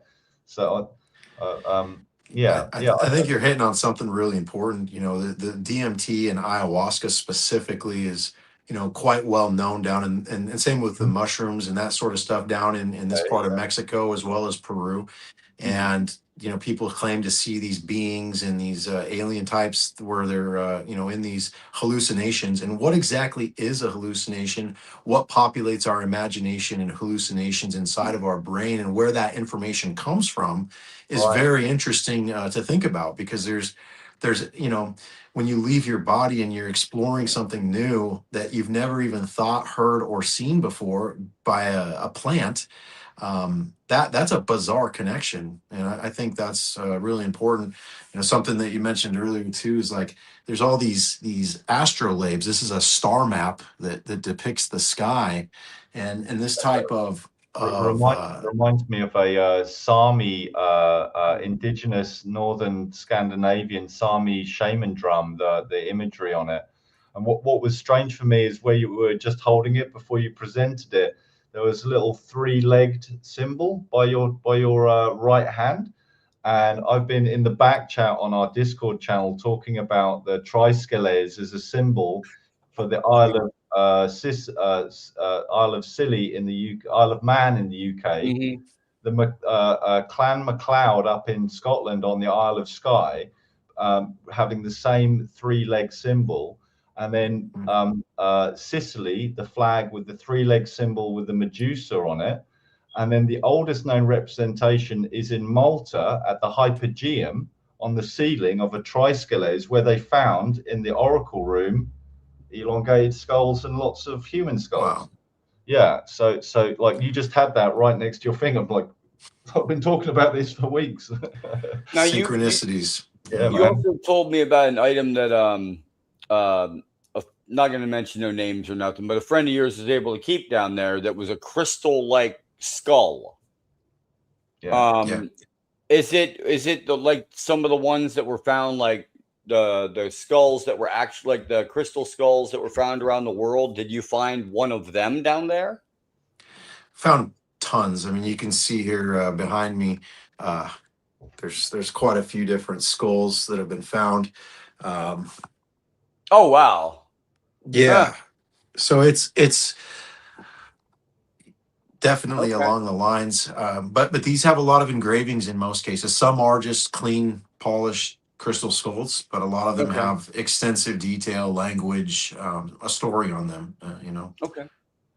And what all could happen? What was the craziest thing that you saw as far as an artifact that came out and you said, you looked at it and were like, I'm not even going to test it, but you had it tested and it's real? Well, there's a large glass statue. It's about, I don't know, probably 2.5 feet tall and completely adorned with a lot of different inlays. And the fact that glass was being produced and sculpted at this level. I was a glass blower as well, just a hobby. You know, my wife made marbles, and so we played around with this stuff. And it's actually how we found that some of them glowed in the black light. Was she had marbles that she would always shine her black light on, and all of a sudden one of these pine cones, the Sumerian looking pine cones that we had found, it lights up with this thing.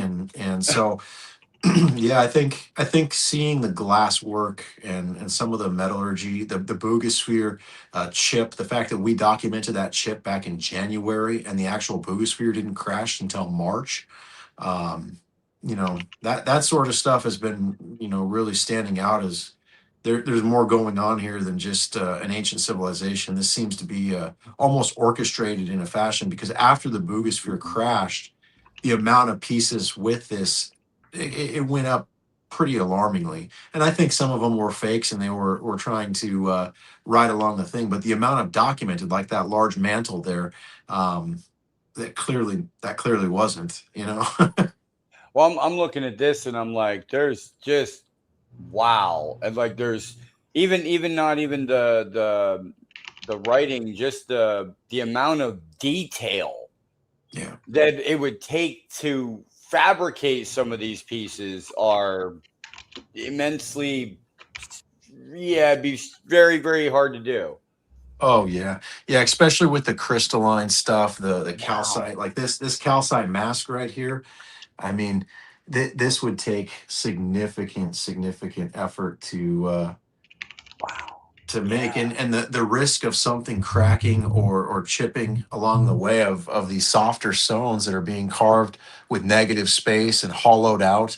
I've got a jade skull behind me here that's like 22,000 grams, and it's been Mm. completely hollowed out on the inside. Oh Um, wow. you know, and then completely tattooed on the surface as well. And that's the other thing you have to think of is some of these complex mosaics, some of these pieces that are sculpted in the fashion that they are then tattooed with all of these, like those crystal skulls with all the carvings on them. Well, if you were to make the crystal skull, that's one accomplishment in itself. But then to put all those engravings on the surface of it, the chances of ruining that carving either by cracking or by a mistake is so high that clearly brings whoever made these into the level of master artisan that maybe we don't have too many of actively making stones, and the amount of these stones that are out there, we've documented over 20,000 of these pieces. To make that in our lifetime, or to have a few artists make that in their lifetime is not possible. Yeah, this is incredible. George, you have something? Yeah.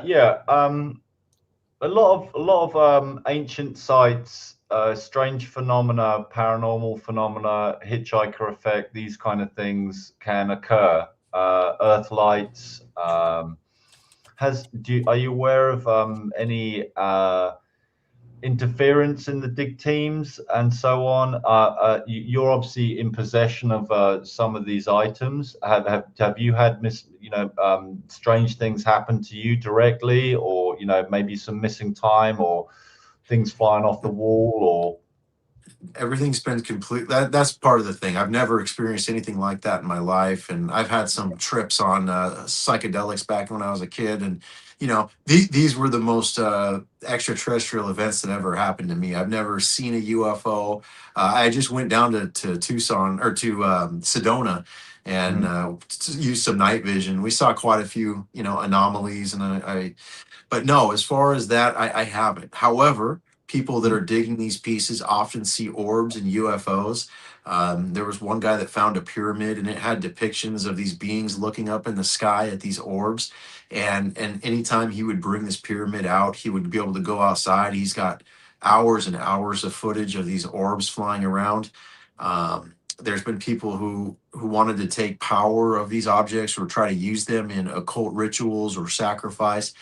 A lot of people have tried to translate them with AI, and AI tells them to activate these pieces or to do these ceremonies and chants with these pieces very commonly. In fact, I've heard this from dozens of people trying to get a hold of these objects to do just that. And I had a couple close friends that went down this path. They started doing CE5 meditation and different things with the skulls and the pieces. And within a little bit of time, I mean, they were completely different individuals, and inevitably ended up stealing $130,000 from the diggers down there, and went off of a track that, I mean, it sounds like sci-fi to even tell the story, but it's something I have to look at, is that there might be more to that. We have tri-field meters and things of that nature that we often look at these pieces and scan with, and the magnetic electro frequencies that come off of these are all over the map. Same with the radio frequency. Like, they actually emit crazy spikes, weird fluctuations and pulsations of EMF. And so when I started researching that, I actually found that the curators in Egypt of the museum would often get sick, lightheaded, and have weird experiences, and they related it back to the EMF that these objects put out. So why these objects are emitting an EMF, I think, is a study in itself that needs to be looked at. how like, you know, with yourself owning some of these objects, when you're you know, calm, at peace and relaxed, end of the day, maybe you've had a meal, you've got a cup of tea, or you know, whatever, how do these things make it, like, is there a sense of history? I mean, a lot of people report where in the UK we've got castles, obviously. You know, people walk into a castle and there's a you know, a palpable feeling of historical weight on the location, maybe based in the granite, maybe based in the stone, the history, the emotions poured into it. I'm just curious, from a human perspective, for you personally, how do these things react with you? You know, do you feel like when you're looking at these things that you're stepping back in time, you have visions, or, you know? Don't really have visions, but I definitely think about it deeply, and I see something that, you know, in some cases looks very dark. But then I look at the perspective that seeing the darkness sometimes gives truth to the light. And for me, I was very skeptical with religion for my whole entire life. And inevitably, once I got to a point with these pieces, I felt unconditional faith that washed over me, that I knew that there was more to this story, and we inherit this earth. There was a likelihood of that, seeing this and seeing the advanced civilization, what they were capable of, hearing Graham Hancock's work and other people that have devoted their lives to this type of stuff, who clearly have to be careful how they say things. You know, he went through battles trying to get his show on Netflix. And there's probably, you know, a lot of this is the reason why. Absolutely, 100%. I'd like to know about this one too. And thank you, Richie. That was the Richie DeFran. That was the person who got us in touch with you. Thanks, Richie. Thanks, Richie. We're gonna, you know, continue this with them. And this right here, was this tablet here proven to be fake or true? Like when this one right here. That tablet is made out of the geopolymer substance. Same with the star map that I just showed. It's the same exact material. It was found at the same dig site. As far as carbon dating or electron microscope testing on that piece, it has not been done, as that piece is not in my collection.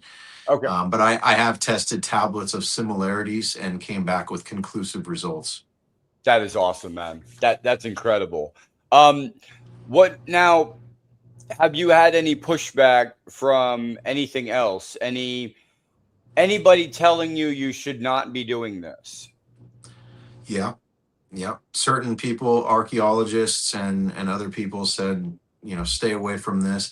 I had a lady who was an archaeologist out of Hawaii, and she spent years over in Romania, and she reached out to me saying that she'd seen these symbols and seen some of these depictions on the caves there in Romania. And that when she was working over there, she was actually greeted by a motorcade at her house later on after she had left school. And it was the Sheikh of Saudi Arabia. And he offered her a position to come over to the temple and research archaeology in Saudi Arabia. She spent 14 years there. She said that she couldn't talk about her time there, and that she had a jinn that was following her, and that it was not to be talked about, which I thought at the time was absolutely insanity. I was like, okay, yeah, whatever, right? And she gave me a couple of things, that this was all related to the return of the dove, which I had no idea what it was at the time, and took me a lot of research to figure that out. But upon figuring that out and seeing this, you know, she after our conversation completely blocked me, deleted my number. I've never been able to reach her ever again. She was so scared to talk to me, and but she felt very compelled to let me know that this, you know, there was more to this, and it was a very dark and deep journey. And I think that's kind of the thing. I've never been contacted by any alphabet agencies or government bodies. In fact, everything that I've dealt with there has been so far really friendly and great, although the denial of the authenticity of the pieces seems to be consistent throughout those fields. I'm glad there's no GMC vans outside for you. Yeah, me too. I wouldn't be barking up that tree, but the fact that there isn't, it tells me that maybe, now that they're releasing war.gov and we seem to be moving forward. Ever since 2012, the United States government has started moving forward. By 2015, the government had taken a complete 180 from, completely shutting this up to, okay, we're talking about disclosure to some degree now. And it's consistently grown year after year after year. There's been all these hearings and all this argument from within. We have the CIA raiding our own Congress at Tulsi Gabbard's office last week, taking these documents about MK Ultra. We have a whistleblower who said that he'd retrieved craft and they used psionic abilities to communicate to bring these things in. And I believe that could be why the MK Ultra files were, taken back, because it does open up a hole that explains some of this stuff regarding this civilization. We have Nikola Tesla's work. He said he created a device that was able to communicate with aliens. And this was well documented, but after his death, nothing was ever seen or heard of it ever again. And I think there's, you go back and you can see these people who are very credible come forward in some way or another, trying to give us hints or ideas. Even sitting presidents, their final speeches giving hints of certain things that could be related to this. Yeah. I mean, I think I'm trying to think of the name of I think it may have been Hal Puthoff. The physicist who is on record as saying that they are here, and more than likely have been here for some time, right? So it's just like, maybe our human society potentially has been infiltrated in some way. And not necessarily in a negative way. I'd just like to point that out. Just maybe kind of like helping potentially along the way, offering up information, technology, and so on. Yeah. And that's something that maybe has been going on for millennia. We have the Anunnaki who are said to give the Sumerians their technology and the wheel and all this type of stuff. Numerous cultures, we don't know where the origin of some of these technologies come from. They say it came from the gods. The god of corn, Enki, stuff like that. We see a lot of this with the Anunnaki giving gifts. There was even a crop circle back in the late 90s, early 2000s, I believe, that said beware of ETs bearing gifts in, I think it was written in like binary code or something like this. And well, obviously kind of theologically speaking, I think we covered this last week, Jay, on the Phenomena Pulse, didn't we, with Mike Disclosure, about the kind of ramifications for organized religion. And the Catholic Church saying, actually, if a little green man turned up, then we could convert them into Christianity. And I said, what happens then if that little green man, who's now a Christian, claims that they have a demon inside? Would you use a human exorcist to remove a demon from an alien? I'm not sure, but these are. It gets weird. Yeah, but that's the way my mind works. That's the way my mind works. But yeah, joking aside, this is what we do not want to see. This is what we do not want to see at your site. Military people walking around, because this is one of the sites that was harmed in the making when we were invading Iraq. The tank, the tank went right through the entrance, and I cried. Yep. And we have this group ISIS that went around and vandalized all these sites, and there's a lot of war. It seems as if there's a war over our souls, as we are warned about, and this seems to be the holy war that it's talked about within these Middle Eastern countries, and the battling that goes on. And there's definitely there's more to this story. I can't really comment for surely of anything, but the dots are there to connect if you choose to do so. Yeah, 100%. I will say, when was it throughout this whole thing that you were like, now we've got something? Was it after the carbon dating, luminescent, what was the main evidence that you saw yourself that made you a believer? When Steve Quayle did his documentary, and they went down there and spent a few weeks in Tula as well as Lake Quetzal.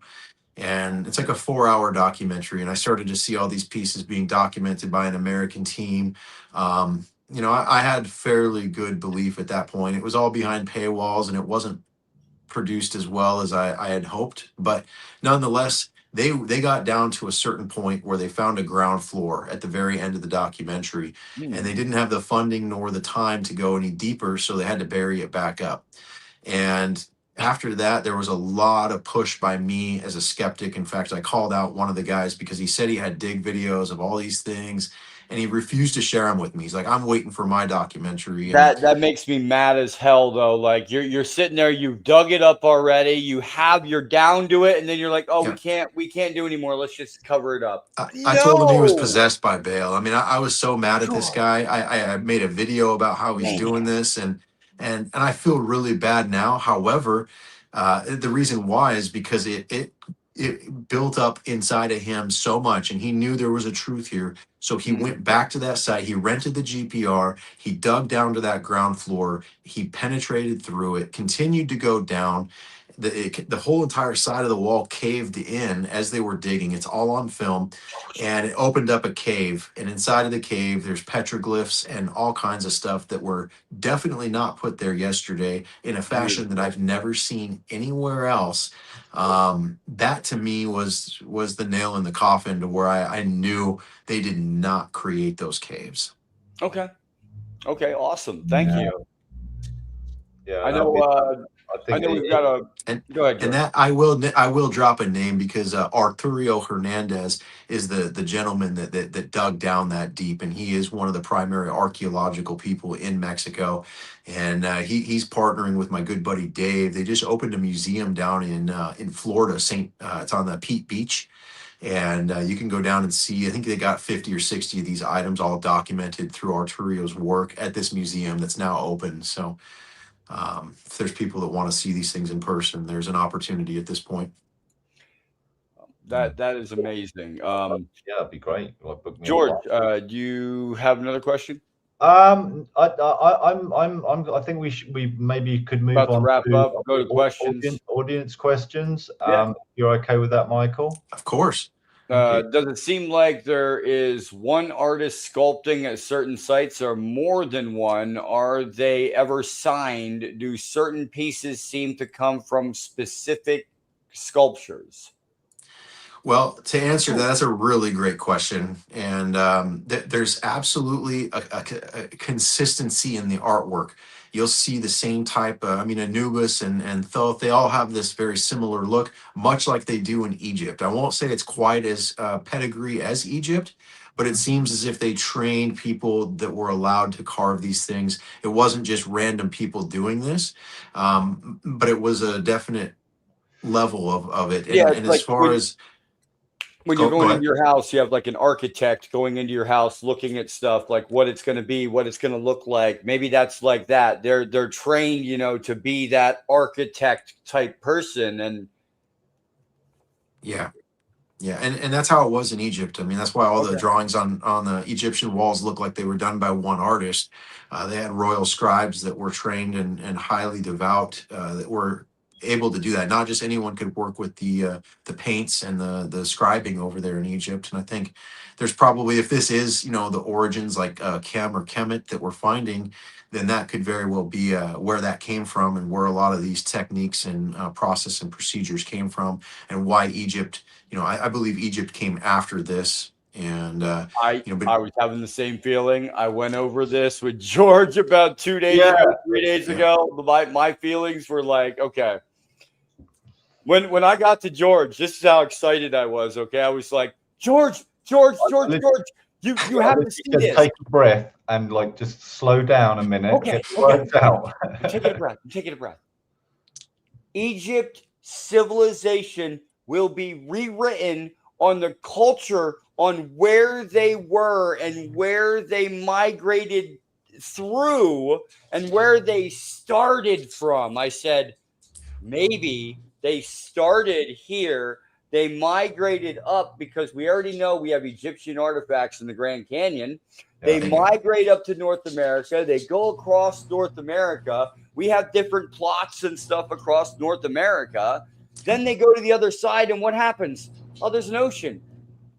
We're in Egypt, and we stay here. Yeah. Like before and after the flood. And that could be why Saqqara is a stepped pyramid, much like the ones in Mexico, where they started in Egypt and then they evolved into, the pyramids that we have today, or that we know of, But the it's Great just Pyramid, etc. Like their cultural path would be rewritten of where they started, began, and migrated to would all be rewritten. Kinda, because we know that they talk about Kemet. We know this. We don't know that Kemet was in Egypt, and we don't know that the early Egyptians weren't just settlers like the Mayan and the Incan were to these temples. The Mayan and the Incan don't take credit for building these structures and these pyramids and stuff. So, we try to say that they did, 1,000 or 2,000 years ago, but that's silly at this point, knowing what we know.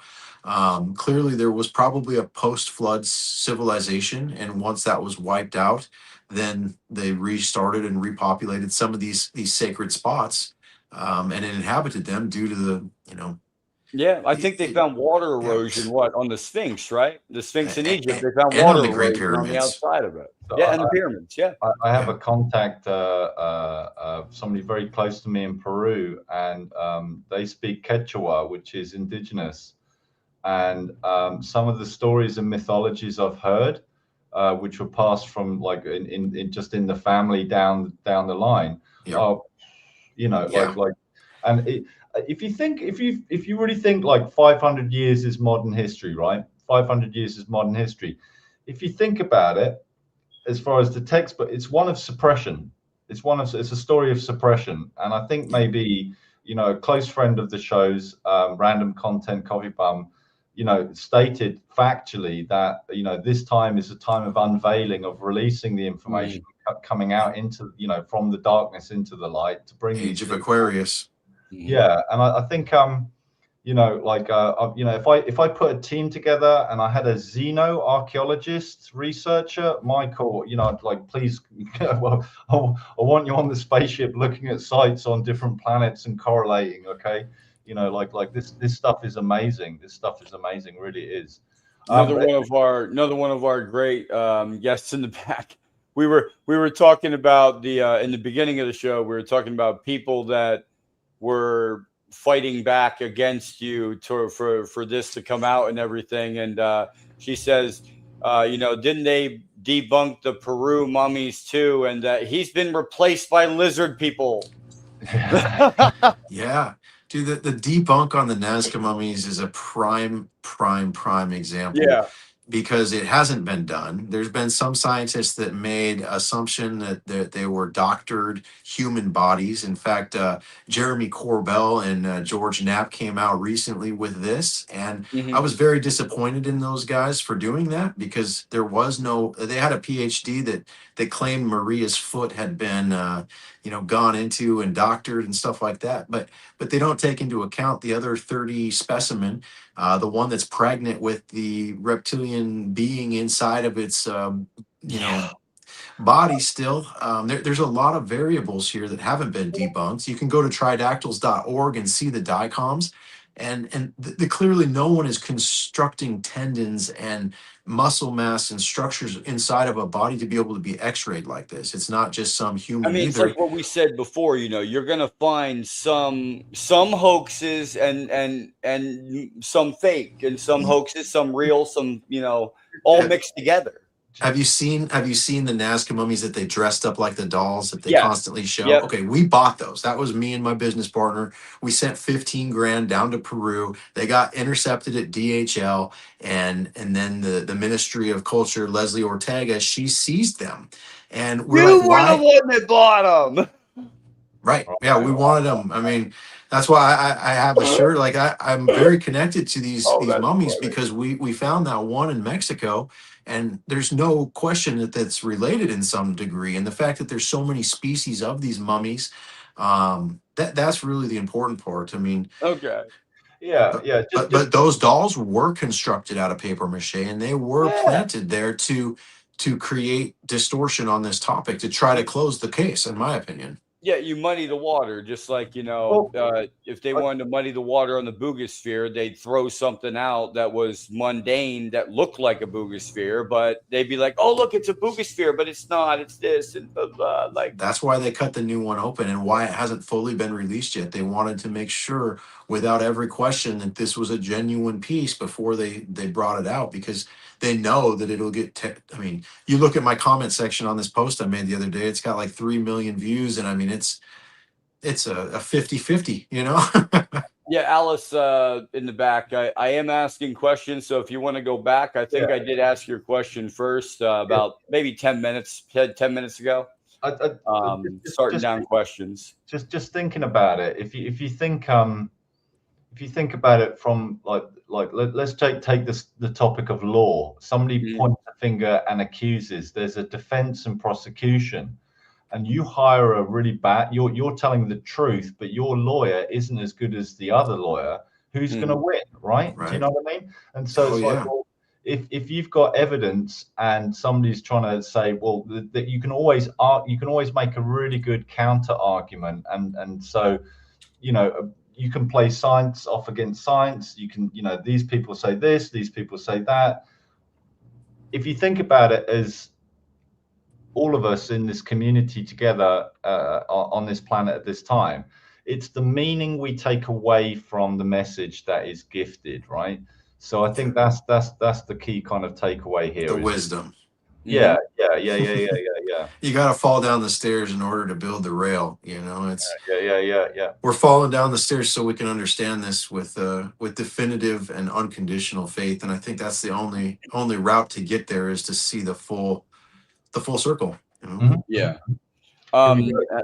Piezoelectrical effects versus area natural stones on the artifacts. We found some pieces that light up. Maybe that's what they're referring to. And some of the pieces have bizarre copper and what seem to be galvanic type reactors inside of them. We've also found numerous here right after they came out that were completely forgeries. So I believe that there are real piezo pieces. Every single one. Piezoelectric effect is where you squeeze a crystal and you get a small electrical discharge come out of it. If anybody tuned in, I'll show you this just while we're here. I've got this piece right here that has this skull, and on the bottom it's got a couple electrodes. Oh wow! And you put it onto this piece. And I don't know if you can see the light in there, but that is so cool. So that is so cool. Definitely something we're still researching, and it's very bizarre. There's a vessel included on some of these that we believe are genuine. I don't know if it's for water or whatnot. Maybe it helps charge it. So far on some of these, we've left them on for days, 10, 20 days at a time, and they still continue to operate. So it's one of the high priorities right now that we try to understand. Electrical EMF phenomena. It all leads back to Saturn. D got it right. Yeah. Yep. And we will be working on an episode of a couple episodes with Michael coming up on this great discovery. I want to keep this pushing. I'm going to push this out as far as we possibly can. I got a hold of you, a week ago. I was like, hey, he wants to come on. Okay, cool. I'll ask him some questions. And it was just, you can tell whether or not a person is sitting there thinking about an answer. And every question I was giving you, it was like, oh, have you done luminescent? Yep, we've done that. Have you done that? Yep, we've done that. Oh, can I see the pictures? Yep, here they are. And I was like, a person who's trying to fake something, there's a question that you're not going to know, that you're going to say, you're going to have a hiccup. And you're going to have to think about it. You didn't have to think. You knew every single answer. That's why you have my utmost support on what you're doing down there and to get this out. Appreciate that. I have a lot of contacts that I'm going to be pushing this out to, and I want to see legitimately where this goes. First things first, protect the site. Protection of the site is key. I mean, if you need help writing up something, or to send in to the government of Mexico, you're always welcome to ask. We would help write something up and help you with that. That's what I often tell people. They're like, "Oh, you're just part of the looters and all this," and I'm like, "You need to contact your congressman here. Like you need to do something about this because it is being looted. It is being rug pulled. And personally, I can't do anything about it. The government's not even willing to come verify the site. We've asked them to come out numerous times. No, that's not, so it's really a pushback. It's the same with Peru and the sites where the mummies are coming from. The Ministry of Culture is absent here. So, Yeah. yeah, I mean, anything that anyone feels that they could do to bring awareness or to try to, get into the minds of people who count on this, I think it's really important. It needs to stop. I mean, that's my whole reason of advocating at this point. It's not that I'm trying to continue to buy these pieces. I haven't really bought any pieces this year at all. Pretty much just trying to advocate to get it to that point where the government can accept it as potential, at least, to where they can cover the site and say, hey, you can't be shipping these things anymore until we figure out what's going on. Because right now, it's literally just all being sold to the highest bidder, and that's not right. Yeah. Yeah. It's like D is saying here, resemblance from the Alien franchise, extra elongated skull. Well, maybe HR Giga typed, kind of subconsciously, drew on various influences for the Alien franchise for sure, right? Like we were talking about psychedelics or the imagination. This comes from somewhere. Yeah, it comes from somewhere, 100%. That's what I was thinking. Just out of curiosity, Michael, we're still on questions. Let me know when. Yep. Has there been any high strangeness at home after you've gone to these dig sites, or the location where these artifacts are stored? If so, what? Hitchhiker effects, missing time, missing items, maybe items appearing?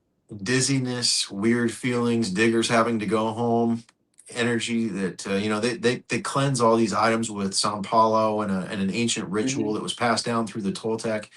But absolutely, the guys in Jalisco have been in contact with these beings, is what they claim. They've been taught how to use pendulums, how to find these pieces. In Jalisco, you can't just rent a GPR and go prospect. So how some of these people are finding these and getting there. Recently, some close friends went and spent a lot of time in Jalisco and found some of these objects. But yeah, it's strangeness in those fashions, but nothing's appeared to me or anything like that. So I can only go off the word of what some of these people have told me, and it's highly weird there, but nothing from me. Planet Popstar says, will there be scans made to clarify the images of the artifacts for better legibility? And that's why I just put in the chat here that'll probably be on your aliencarvings.com website. Yeah, I try to post as much as I can on the website. And then I've also wrote 7 books. There's Forbidden Relics is a catalog of all the different items. It's 450 pages long, all macro photos, multiple angles of the pieces, really showing the languages and what they are. And I have Forbidden Relics Volume 2 coming out here later this year. I'm going to Austin at the end of June to take the pictures for that. It's my business partner's collection. And really just trying to catalog it in every way possible, but not trying to gatekeep it through books. Our website is also very versed. Same with our Instagram and our social medias. We post every day numerous things that you can go back on and really see things in a perspective for sure. Got 2 more. Was there a particular artifact that you dug that kept you up at night? Did it give you an ontological shock, like, holy, this will change everything? Yeah, the Vadra and the Jed pillars both. When the Jed pillar arrived at my house, like I had about 7 or 8 boxes that I'd ordered from Mexico, and that box, like I could feel the vibrations coming out of that box for whatever purpose. I knew the Jed was in there. Sure enough, it was. So some of these pieces seem to be very powerful in that sort of gauge or whatnot. Yeah. Okay. D, on that note, do you have anyone in the team who is studying everything you have dug up to figure out if they are telling a story? Yeah, Yeah, to some degree, but this area needs more help. We have a lot of people trying to use AI for this, and I can't trust AI because it doesn't have a foundation of this language. It can only give a hypothesis, which seems to be inconsistent from person to person. So, if I ask about the translation of an object and you ask the same GPT model, it's going to come back with a different answer, and I can't get on board with that. So we need more lingual experts like Agnes Sartori. She's going to be a huge help here, I feel, because she's got specialized knowledge about the Sumerian languages as well as the Mayan and Aztec.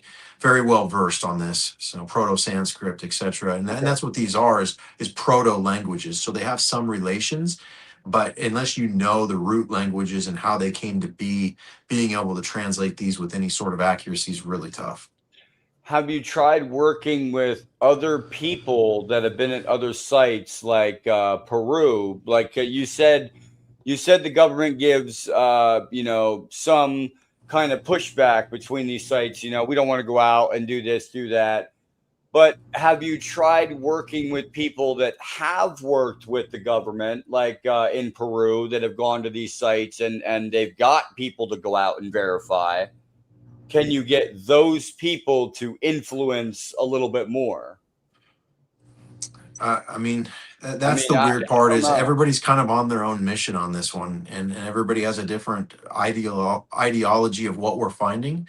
A lot of people thinks it's they're coming to help and that this is a rescue and that they've always been here, and there's just a lot of variation. Some people think it's demonic and religious, and so finding a commonality, I feel that there's a lot of people working on this, but as far as joining together and working together has been really difficult due to the different opinions about what we're finding.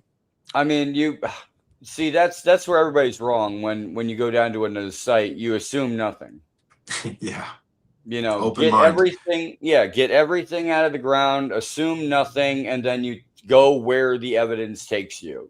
That's exactly what you do. If it's, hey, there's a couple fake pieces in here, but there's a couple real pieces. Okay, well then there's probably mixed around in here or something. You can figure that out. You dig in the ground, you hit a wall, you go through this wall that's 12,000 years old. On the other side of that wall was 12,000 years old. So obviously on the other side, there's items that are going to be 12,000 years old or something. Yeah.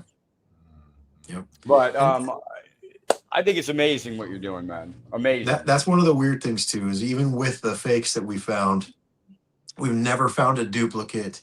Like the individuality of each piece is through the roof. And you go to China or Vietnam, Thailand, you buy replica pieces, stuff like that you find at gem shows and different flea markets. There's consistency involved with these pieces, and that's something that's completely absent here, which I think is an important stake in the puzzle. Well, I just want to say, man, again, I commend you for trying your hardest to get these out, to get the information out, to get everything you're doing, showing us that you are doing what you can to preserve this site. I mean, it has to be painstakingly, being down there and being at this site and being in this hot area. You always have to be watching your back. You always have to be looking around the area. You have to have security. I mean, if Mexico would just go over there and document the site, verify the site, and close it off, just close that one site off and let you go to town, I'll bet you within 6 months we would get some answers. And I think that's coming, actually. I have hope here. It's probably more hope than reality. But I had a lady that works for the INAH that reached out to me, and she warned me to not continue digging anymore, that they had built this Mayan train, and that inside the government of Mexico, there was discussions going on about how to release this, and that they had found pieces that were related to my research. And she said that they would love for me to come down and see what some of the stuff that they had found was. And it was very open arms and very appreciative of my work, which was a sidebar. I kind of felt that these people were working against me at one point, but now I feel that there's a reason for everything, and that the time may come. This might be really the age of disclosure, or the age of Aquarius, like we've been hearing in the prophecies and movies and stuff like that have come out. I sure hope so. George, final thoughts? Just to say, extend a very Wow. huge thank you very much, Michael, for coming on today. I found this conversation really cool, really intriguing, extremely fascinating, interesting on multiple levels. To me, you've come across as a honest, integral person who is operating in the light with an open arms, what some people might say open kimono, like just totally there. And I think for the viewer, whether you're a believer, a fence sitter, or a skeptic, follow your heart, follow your gut, and look into it, Yeah. right? Follow that rabbit hole, look into So it. all we can do Follow is the keep an open evidence. mind. I've really enjoyed it. Thank you very much, Michael. Thank you. Yeah. Thank you guys for having me. Yeah, Michael, we'll definitely be in talks, man, because we'll be continuing this. We're gonna, like Dee said, one of our mods in the back, look forward to having you join us again, and so many more questions for to ask you about everything going on with the site and your research into this. And if maybe you come up with any aha moments, like, wow, we figured out this little language part here, I'd have you on the next day. Yeah. I'd probably I'll keep have you on posted that for minute. sure. But love to have you on again. And I'm glad that your friend reached out to us. Richie, thank you again.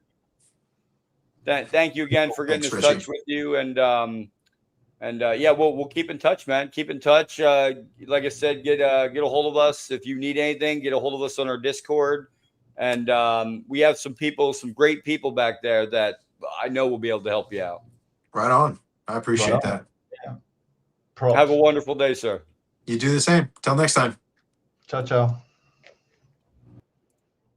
Oh man, that was Richie. Or not Richie. That was Michael Forrest, man. Like I'm really happy, man. Really happy with this. You ask a person and you say, prove it. And he does. Here it is. Prove it. That's the way it should be.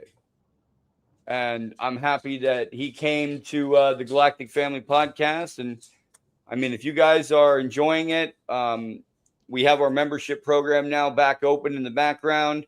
The YouTube has decided that we are what I said we were, which was educational research organization based on getting the information out to you, the viewers who want this information. We have these guests on that know what they're talking about. They have the backgrounds, they have the research, they have the items, and they have the evidence. We're going to bring it to you, the viewers. And I mean, that's all I got to say. If you guys are enjoying it, join us on the Discord. We've got a Discord channel that's just amazing right now. It's blowing up. We've got our research group back there that does research in the background. When we're sitting here doing these shows, those guys are hard at work back there in our research group, doing all sorts of stuff, verifying people, guest interviews, carvings, pictures, videos, anything that we got going on, they're helping us out with. Our mod team, I want to give a shout out to them as well. The Planet Pop Star, everyone back there that makes it possible for us to keep going and keep this awesome show going for you guys. It's all based on the love and support that we have for each and every one of you. Nice, man. Yeah. Peace. Peace out, guys. We'll see you in the Discord, and we'll see you for the next probing time.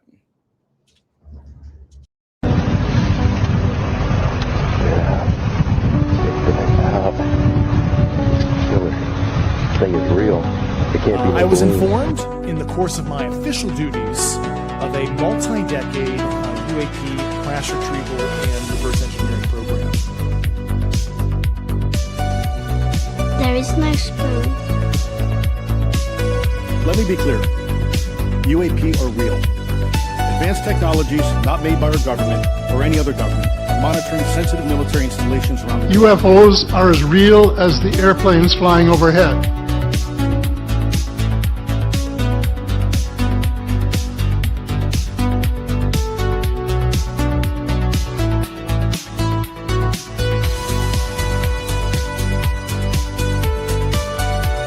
Hello, my name is Nick Pope, formerly from the British UFO Desk, and you're listening to the Galactic Family Podcast. The signal has been received. The truth is still unfolding. The signal will continue with you.